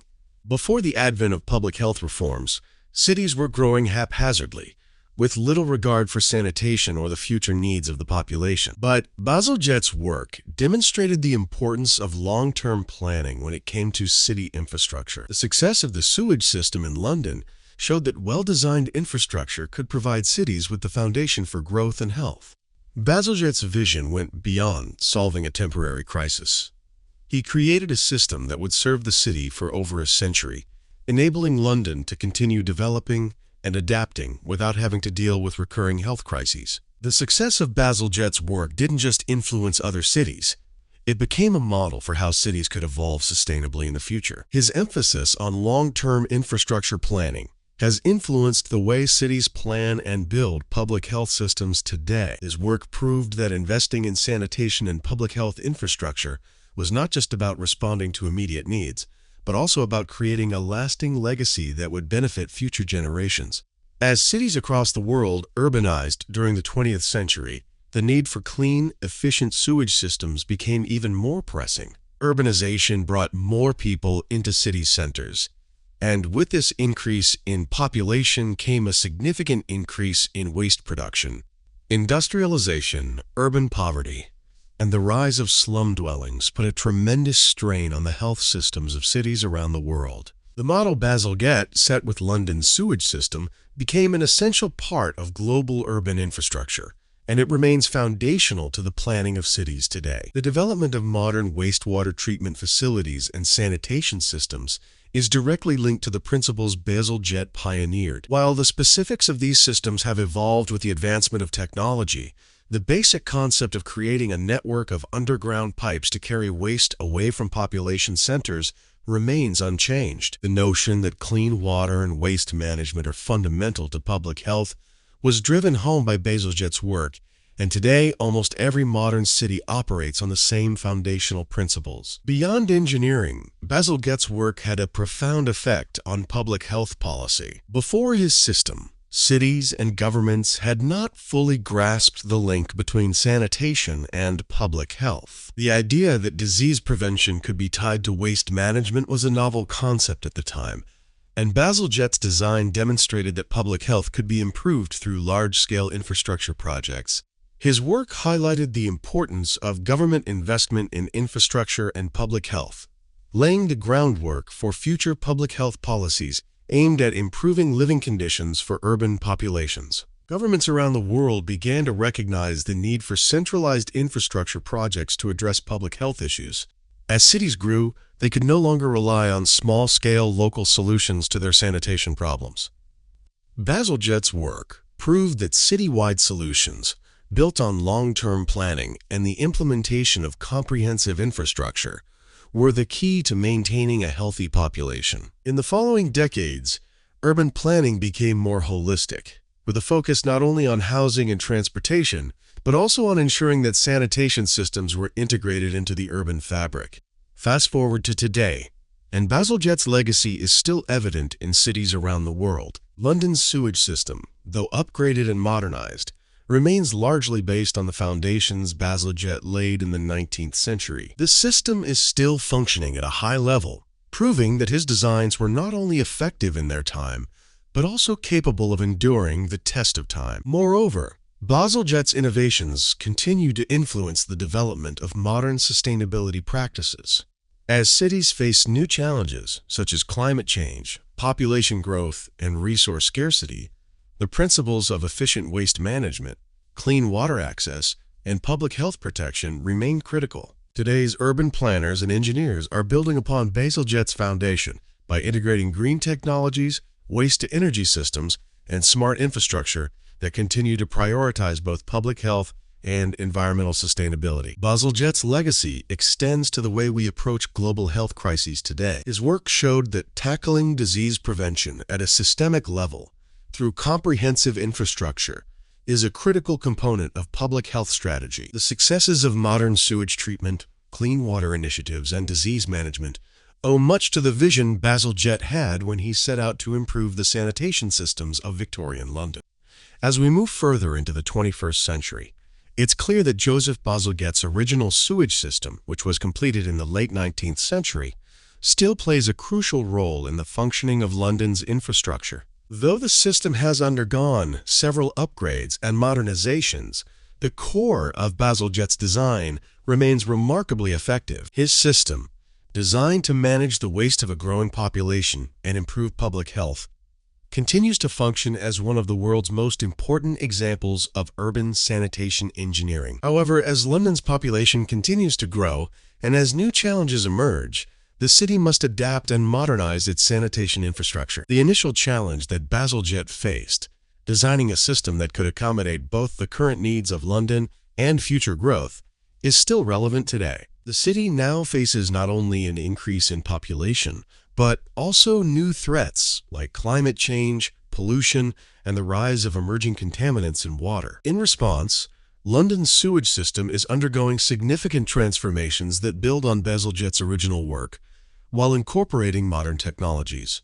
In recent years, the Thames Tideway Tunnel, a massive project aimed at addressing London's growing population and improving water quality in the River Thames, has been undertaken. This project is sometimes referred to as the super sewer because of its scale and importance.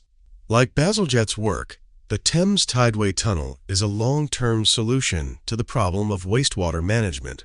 The new tunnel will collect and store sewage that would otherwise overflow into the river during periods of heavy rain, ensuring that untreated waste does not enter the Thames and contaminate the water supply. This is critical for maintaining the health of the city's residents and for protecting one of London's most iconic landmarks, the River Thames. The new sewage tunnel will be one of the largest infrastructure projects in London's history and will take years to complete. It is designed to handle an increase in population, accommodate climate change impacts, and address the growing concerns of water quality and pollution control. The Thames Tideway Tunnel is expected to be operational by the mid-2020s, and its completion will represent a massive leap forward in addressing the challenges Bazalgette's system was not designed to handle. Bazalgette's system, though still functional, was designed for a population of fewer than 2 million people, and now London's population has surpassed 8 million. The demands on sanitation infrastructure have grown exponentially, and the older parts of the sewage system are reaching their capacity limits. The new projects, like the Thames Tideway Tunnel, are an example of how cities must adapt and modernize their infrastructure to keep up with both population growth and changing environmental factors. This is not just about expanding the system, but also about using innovative technologies to ensure that the challenges of the future can be met. At the same time, climate change is presenting a new set of challenges for cities worldwide. The increasing frequency of extreme weather events, such as heavy rainfall and flooding, is putting significant pressure on sewage systems everywhere. For example, storm surges and intense rainfall events can overwhelm traditional sewage systems, causing untreated waste to spill into rivers and the sea. Bazalgette's system was not built to handle the increased pressures brought on by these new weather patterns. As a result, cities like London are looking to build more resilient systems that can adapt to these challenges. Modern innovations in water management are playing a crucial role in this transformation. Technologies such as smart sewage systems, real-time monitoring of water quality, and data-driven management are helping to better manage the flow of waste and prevent overflows during heavy rainfall. For instance, smart sensors placed throughout the sewage system can detect when the pipes are becoming overloaded and trigger alarms that allow authorities to take action before sewage spills into the environment. This kind of real-time monitoring and management helps prevent the spread of waterborne diseases and ensures the public's health remains protected. In addition to these technological advancements, sustainability has become a critical factor in the design and management of modern sewage systems. Bazalgette's system, while effective in the 19th century, did not account for the modern need for resource recovery. Today, cities are focused not only on removing waste, but also on finding ways to reuse and recycle waste products. Wastewater treatment plants now use advanced processes to capture biogas from sewage, which can be converted into renewable energy. The goal is not only to manage waste, but also to turn it into a resource that can power the city's infrastructure. Similarly, nutrient recovery systems are being implemented to capture valuable elements like phosphorus and nitrogen from wastewater, which can be used in fertilizer production. This new approach, called circular economy, aims to make sewage management part of a sustainable and self-sufficient system that minimizes waste. Another important aspect of modern sewage system upgrades is the integration of green infrastructure. Cities are increasingly looking to nature-based solutions to manage wastewater and stormwater. For example,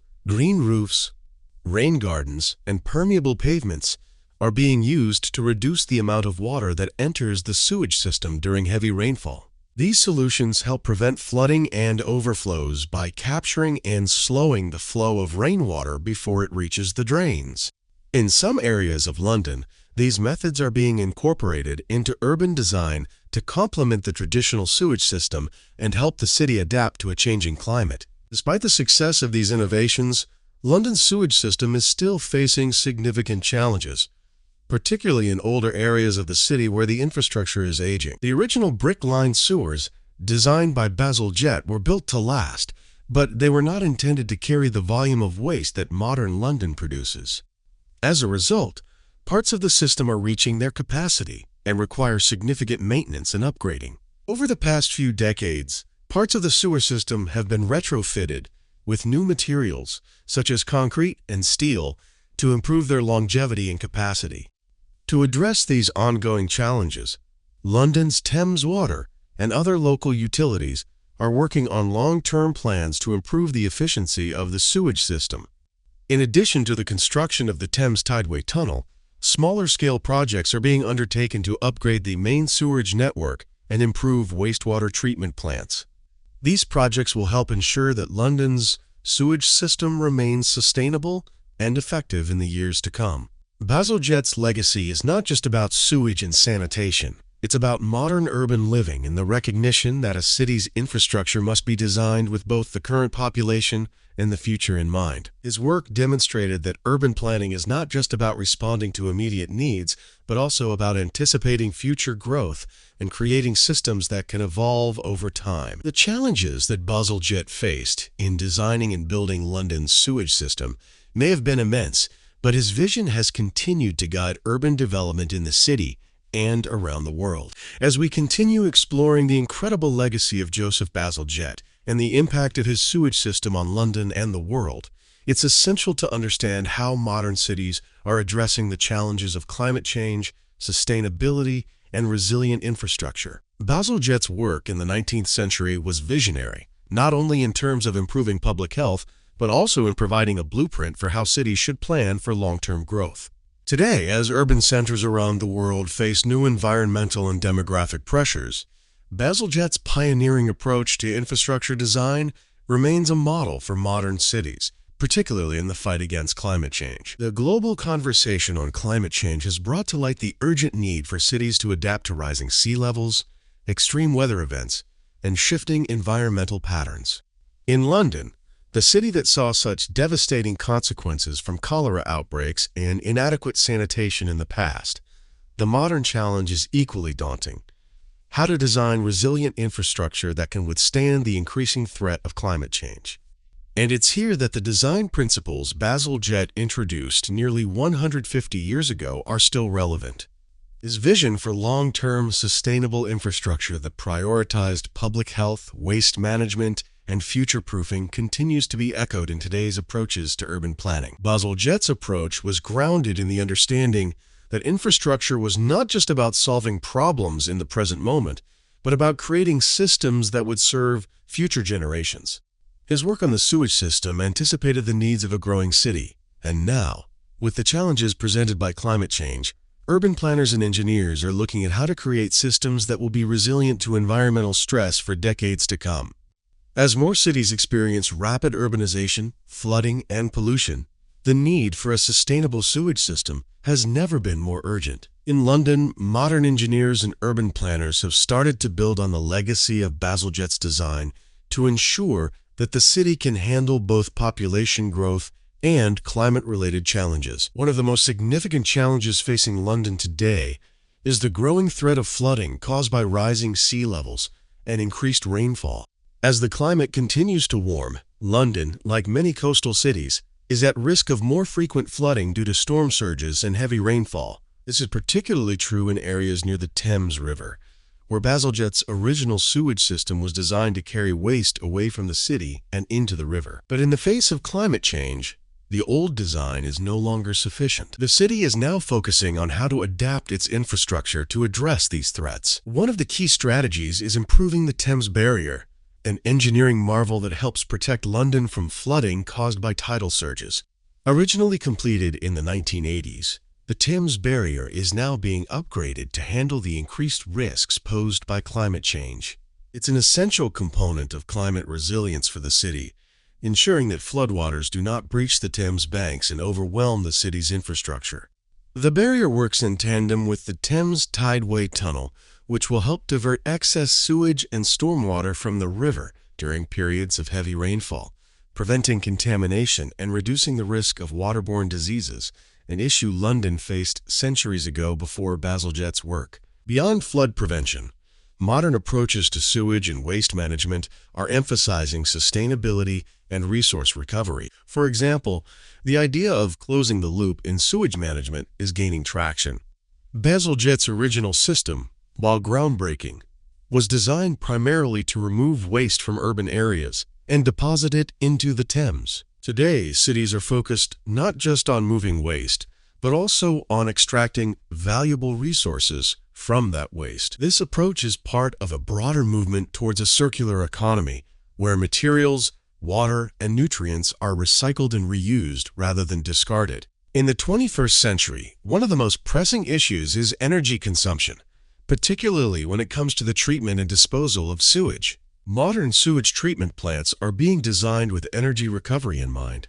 For example, biogas produced from wastewater treatment processes can be captured and used as a renewable energy source. This approach not only reduces reliance on fossil fuels, but also reduces the carbon footprint of sewage treatment plants. London's wastewater treatment plants are working to become energy positive, meaning that they generate more energy than they consume, thanks to advances in biogas production and waste-to-energy technologies. Another important aspect of sustainable sewage systems in today's cities is the integration of green infrastructure into urban planning. Green infrastructure solutions, such as rain gardens, green roofs, and permeable pavement, are being used to capture rainwater and reduce the pressure on traditional sewage systems during storms. These solutions help manage the stormwater runoff that often overwhelms conventional sewage systems, leading to overflows and flooding.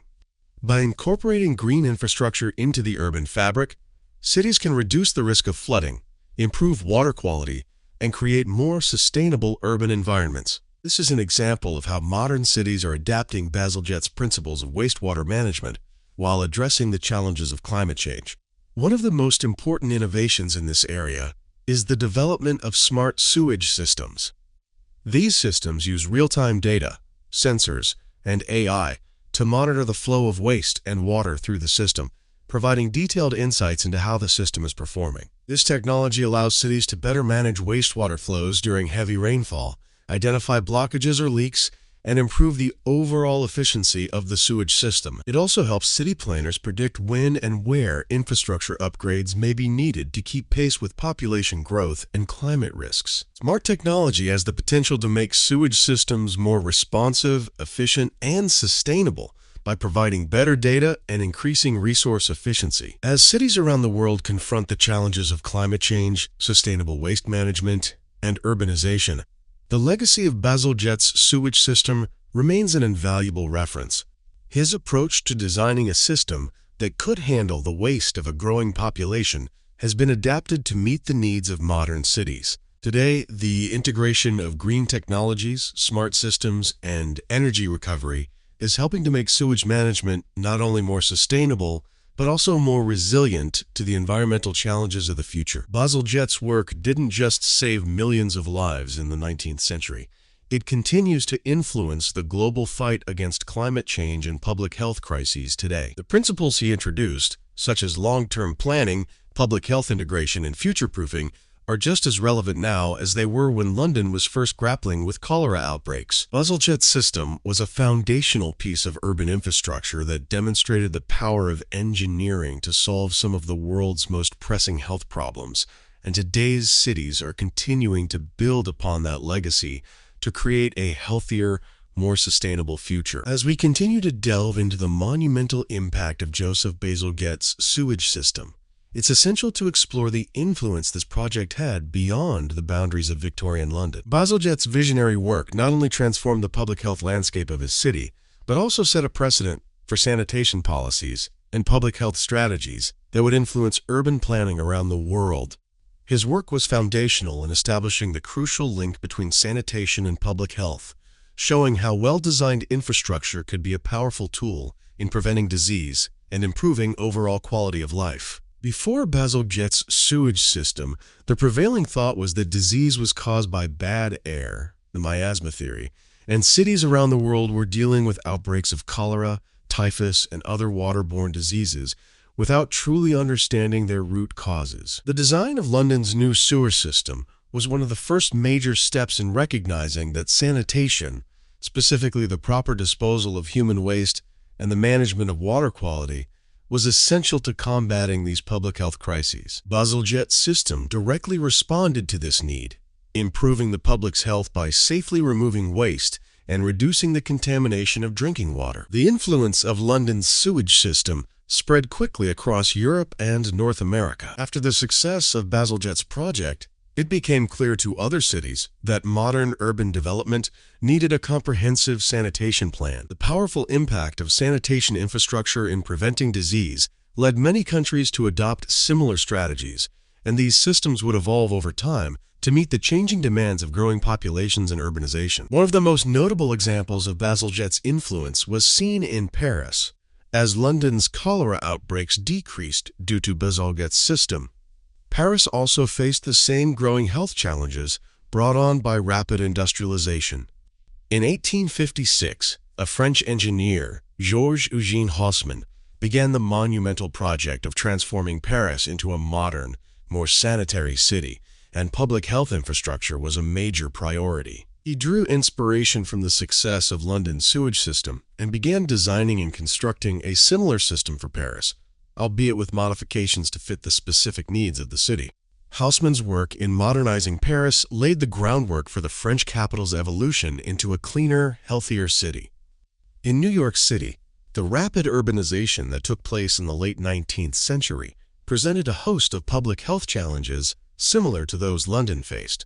By the 1860s, cholera had become a serious concern for the city, and there was an urgent need for a modern sewage system. Influenced by the success of Bazalgette's work in London, the Board of Health in New York City began to push for the construction of a modern sewage network. The Croton Aqueduct, completed in the 1840s, had already provided New York with a reliable, clean water supply, but it was Bazalgette's system that offered a comprehensive solution for the city's growing waste management needs. The New York sewer system, completed in parts throughout the 19th century, was based on many of the same principles as Bazalgette's system. These new sewers were designed to channel waste away from the city's growing population and ensure that waste didn't contaminate the water supply. Much like London's system, New York's was designed to accommodate future growth, taking into account the rapid expansion of both the population and the industrial areas along the city's waterfront. Similar public health reforms were also adopted in Berlin, Toronto, and other cities around the world. Each of these cities, grappling with rapid urbanization, growing populations, and outbreaks of disease, saw the need for infrastructure systems that could manage the growing waste and protect public health. London's sewage system became a model for urban centers looking to modernize, and the fundamental lessons learned from Bazalgette's work have been applied universally in the decades that followed. Bazalgette's impact went beyond just the construction of sewage systems. His work directly contributed to the emerging field of public health as a whole. In the 19th century, public health was primarily concerned with disease management, responding to outbreaks of cholera, typhus, and other epidemics as they arose. However, Bazalgette's sewage system highlighted the importance of disease prevention through sanitation. This shift from reactive public health strategies to proactive disease prevention laid the groundwork for the public health movement in the 20th century. The emergence of sanitary engineering as a distinct discipline in the field of public health can be directly traced to Bazalgette's work. His innovative use of gravity in sewage systems, his foresight in planning for future growth, and his ability to recognize the fundamental link between clean water, waste removal, and disease prevention were groundbreaking contributions to both the engineering and public health fields. Bazalgette's success showed the world that modern sanitation infrastructure was not just an engineering necessity, it was a key public health intervention. In the 20th century, the World Health Organization, WHO, and other global health organizations built upon these early efforts. The WHO recognized the importance of clean water and sanitation in preventing diseases like cholera, typhoid, and dysentery, and it made sanitation a priority in its global health campaigns. The global sanitation movement has focused on ensuring that cities around the world build the infrastructure needed to provide clean water and proper waste disposal for all citizens, especially in developing nations. In developing countries, the legacy of Bazalgette's system has been crucial in the fight against waterborne diseases. Many of the challenges faced by cities in Africa, Asia, and Latin America in the 20th and 21st centuries mirror the conditions Bazalgette addressed in Victorian London: rapid urban growth, lack of sanitation infrastructure, and vulnerability to disease outbreaks. In these regions, international organizations and governments have worked to expand sewage systems and improve water quality based on the principles established by Bazalgette. The lessons learned from Bazalgette's work continue to inform the development of modern sanitation systems today. Urbanization around the world has led to a new set of public health challenges, but Bazalgette's model of a comprehensive sewage system, one that is planned with the future in mind and is designed to handle growing populations, remains essential. Cities like Shanghai, Mumbai, and Sao Paulo are looking to modernize their own sanitation infrastructures by drawing inspiration from the innovative work of Joseph Bazalgette. Bazalgette's system also laid the groundwork for the development of modern environmental protection policies. As the world continues to address issues like pollution, climate change, and water scarcity, the principles of sustainable waste management and resource recovery that Bazalgette pioneered remain key to creating environmentally friendly cities. His work demonstrated that managing waste could be done in a way that benefited both public health and the environment, and this approach continues to shape policies that promote the circular economy. Joseph Bazalgette's contribution to urban planning and public health is far-reaching. His sewage system not only saved millions of lives in London, but also became the foundation for global sanitation policy. His system's success in controlling waterborne diseases has been mirrored around the world, and the core principles he introduced, sanitation infrastructure, long-term planning, resilience, and public health protection, remain central to the way modern cities approach infrastructure development. As we continue to explore the incredible legacy of Joseph Bazalgette's sewage system and its ongoing impact on modern sanitation practices, it's important to recognize how new technologies and innovations in environmental engineering are shaping the future of wastewater treatment and sanitation globally. While Bazalgette's design set the foundation for effective waste removal, The rapid urbanization and environmental challenges of the 21st century have brought forth a need for even more advanced, sustainable solutions in cities worldwide. The world is facing new and more complex challenges than ever before. Climate change, increasing urban populations, and growing environmental concerns are pressing issues that demand cutting-edge solutions. Today, cities are not only tasked with managing waste and preventing disease, they also must prioritize sustainability, resource conservation, and environmental protection. Modern wastewater treatment technologies are essential to meeting these challenges, and they are increasingly at the forefront of efforts to create resilient cities. One of the biggest innovations in modern wastewater treatment is the move toward resource recovery from sewage. In the past, sewage treatment focused primarily on removing contaminants and returning clean water to the environment. Today, cities around the world are adopting a more holistic approach, aiming to recover valuable resources from wastewater. These resources include energy, nutrients, and water, all of which can be reused or repurposed for other uses. This concept is known as the circular economy, and it represents a major shift in how cities think about sewage management. Modern wastewater treatment plants are now equipped with advanced technologies that can capture biogas from the breakdown of organic materials in sewage. This biogas can be converted into renewable energy, helping to power the treatment plants themselves or be fed back into the grid to provide electricity to the city. By recovering energy from wastewater, cities can reduce their reliance on fossil fuels and move toward more sustainable energy sources. Another significant innovation is the recovery of nutrients, such as nitrogen and phosphorus, from wastewater. These nutrients are essential for agriculture, and recovering them from wastewater can help reduce the need for chemical fertilizers, which are often produced using environmentally harmful processes. Modern nutrient recovery systems extract these valuable elements from sewage and repurpose them as fertilizers, helping to close the loop in wastewater management by turning waste into useful products. In some cities, these recovered nutrients are even being used in urban agriculture projects, contributing to local food production and sustainability. One of the most exciting developments in wastewater treatment is the rise of advanced filtration systems and membrane technologies.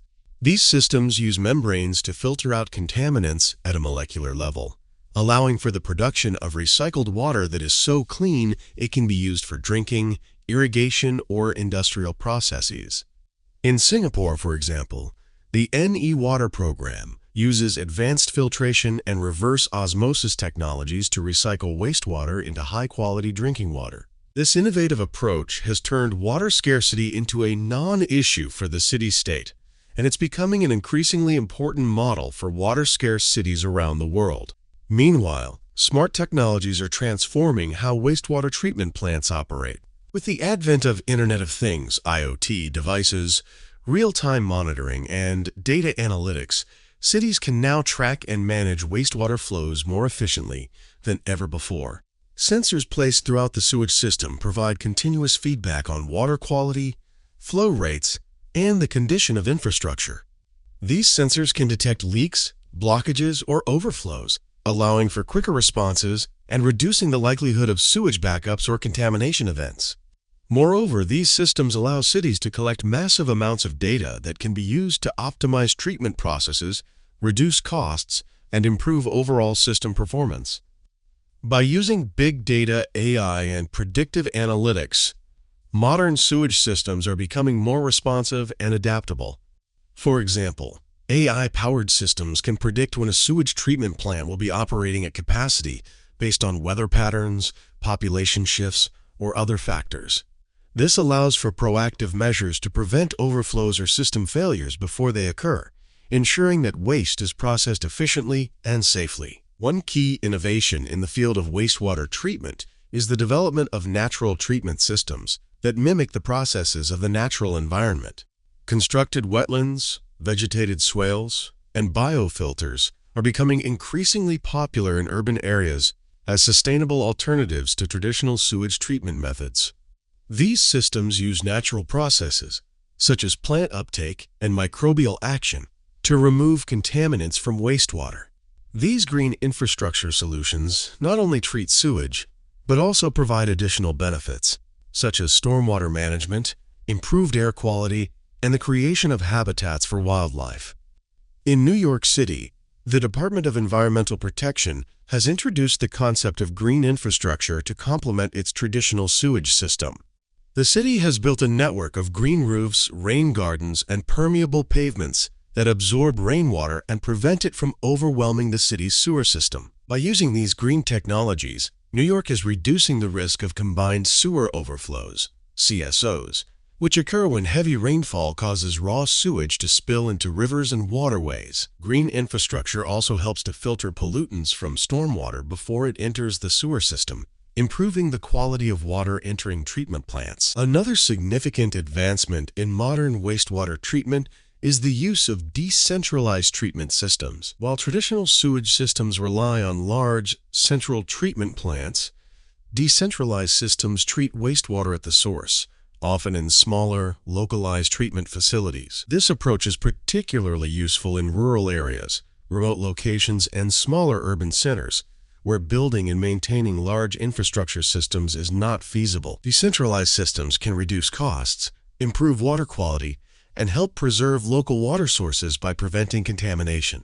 In developing countries, decentralized and low-cost sanitation technologies are helping to address the lack of basic sanitation infrastructure. The Sanity, a portable sanitation system designed for use in areas without sewage networks, is one example of a low-tech solution to the sanitation crisis. These innovative solutions are helping to improve public health and water quality in places where conventional sewage systems are not yet a reality. The challenges of climate change, including more frequent extreme weather events, rising sea levels, and water scarcity, have made it clear that traditional approaches to wastewater management must evolve. In cities like Venice, Miami, and New Orleans, which are threatened by rising sea levels, there is an increasing need for resilient infrastructure that can adapt to changing environmental conditions. These cities are investing in adaptive strategies for wastewater treatment, including the construction of flood-resistant sewage systems and the development of coastal protections to prevent sewage systems from being overwhelmed by rising tides. In London, the Thames Tideway Tunnel is an example of such an adaptive strategy. The tunnel, which is currently under construction, will provide the city with additional sewage capacity, ensuring that future generations of Londoners will have access to the same level of public health protection that Bazalgette's system provided in the 19th century. It is designed to handle the increasing risks of heavy rainfall and flooding caused by climate change, while also ensuring that wastewater is treated efficiently and safely. The Thames Tideway Tunnel represents the latest innovation in a long line of infrastructure projects that have been built on Bazalgette's principles of long-term planning, public health, and resilience.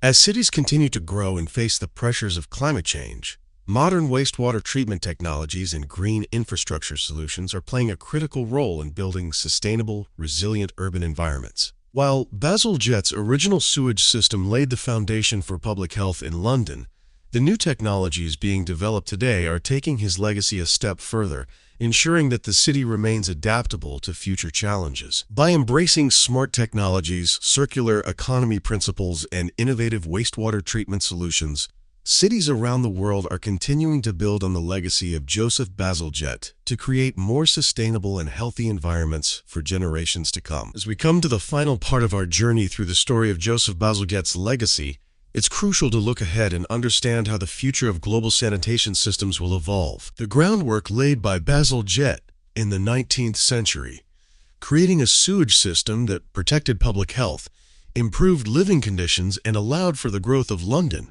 continues to influence urban planning today. However, as cities around the world face increasing populations, climate change, and growing pollution, the challenge is now about building sanitation systems that are not only effective, but also resilient, sustainable, and innovative. In the 21st century, the global sanitation crisis remains a critical issue, especially in developing countries, where basic sanitation infrastructure is often lacking or insufficient. 2 billion people live without safely managed sanitation services, and more than 2 billion people still rely on contaminated water sources. Without access to proper sanitation, people are at risk of waterborne diseases, including cholera, dysentery, and hepatitis, which continue to claim lives in many parts of the world. The challenge is not just to replicate what was done in London in the 19th century, but to design solutions that are more adaptable, cost-effective, and appropriate for the challenges of today. The good news is that we're now seeing a new wave of technological innovations and creative solutions that are pushing the boundaries of wastewater management. These innovations are not just focused on dealing with waste, but also on recovering valuable resources, protecting water quality, and creating a circular economy where waste is no longer wasted. One of the most exciting innovations in wastewater treatment is the growing use of biological systems and natural treatments. Constructed wetlands and biofilters are increasingly used in both urban and rural settings to treat wastewater without relying on complex, energy-intensive machinery. These natural treatment systems use the power of plants, microorganisms, and soil to remove contaminants from water.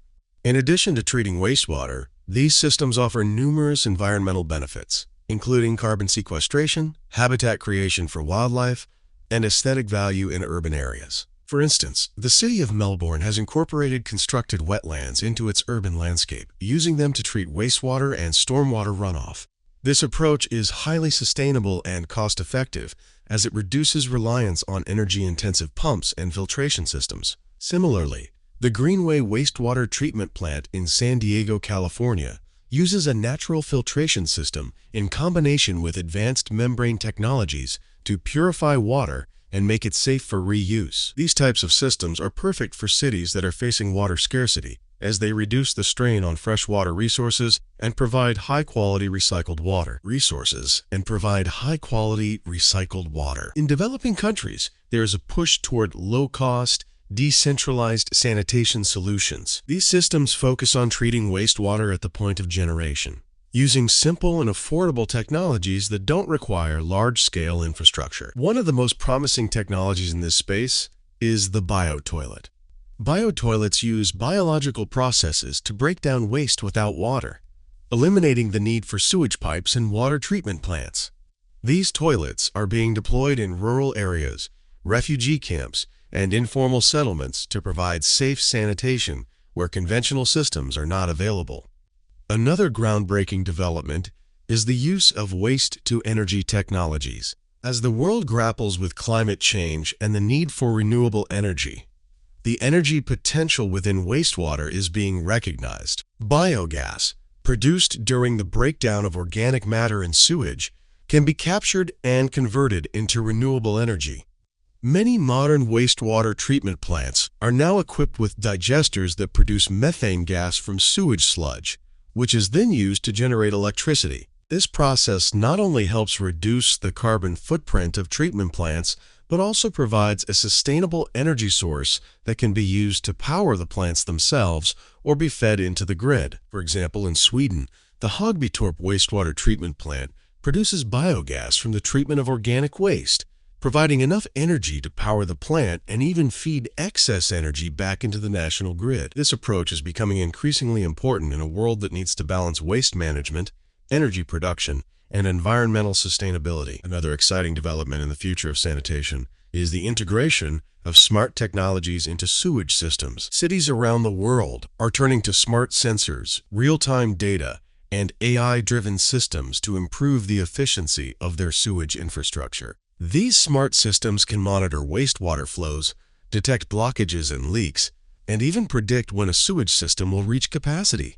By gathering data in real time, cities can respond proactively to prevent overflows, ensure optimal performance, and avoid expensive and damaging failures.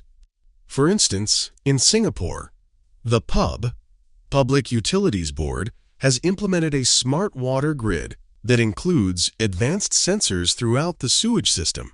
This system allows them to monitor water quality, detect leaks, and ensure that the system runs efficiently. Similarly, Tokyo has developed a smart sewage management system that integrates data analytics and real-time monitoring to prevent flooding and optimize sewage flow during heavy rains.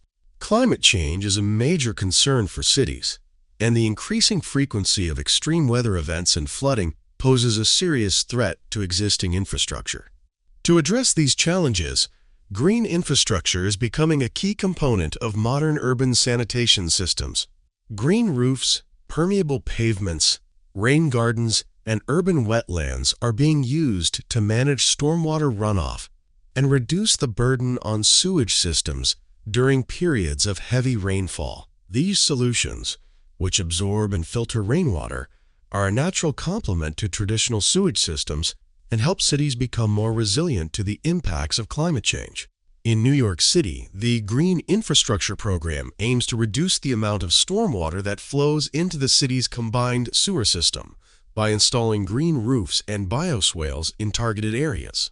This helps manage rainwater on-site, reducing the risk of overflows and the contamination of rivers and waterways. Similarly, London has embraced green infrastructure as part of its strategy for dealing with climate change. The Thames Barrier and the Thames Tideway Tunnel are critical to managing the risks of flooding, but the addition of rain gardens and green walls throughout the city further enhances London's ability to cope with extreme weather. Looking toward the future, wastewater treatment will likely evolve to integrate advanced molecular techniques, such as nanotechnology and bioengineering, to improve treatment processes. Research is underway to explore how nanomaterials can be used to remove toxic substances, pharmaceuticals, and other emerging contaminants from wastewater. These innovations have the potential to provide even cleaner, more efficient wastewater treatment processes, enabling cities to purify water on a molecular level. As we stand at the crossroads of innovation and sustainability, it's clear that the future of sanitation lies in the integration of technology, resource recovery, and environmental protection. Joseph Bazalgette's legacy of creating a comprehensive, sustainable sewage system in Victorian London laid the foundation for modern urban infrastructure, and today's technologies are building upon that foundation. The global sanitation crisis remains a pressing issue, but with innovations in wastewater treatment, smart infrastructure, and green solutions, cities around the world are moving toward a more sustainable and resilient future. Joseph Bazalgette's work showed us that infrastructure is not just about solving immediate problems, but about creating a system that can adapt and thrive in the face of future challenges. His vision of a modern sewage system was just the beginning, and today's engineers, scientists, and urban planners are building on his legacy to create healthier, more sustainable cities for generations to come. Good night, and thank you for joining us on this incredible journey through the history and future of sanitation systems and public health. We've seen how innovative technologies and sustainable solutions are shaping the cities of the future. Don't forget to subscribe, like the video, and leave a comment below on where you're watching from. We look forward to continuing this journey with you.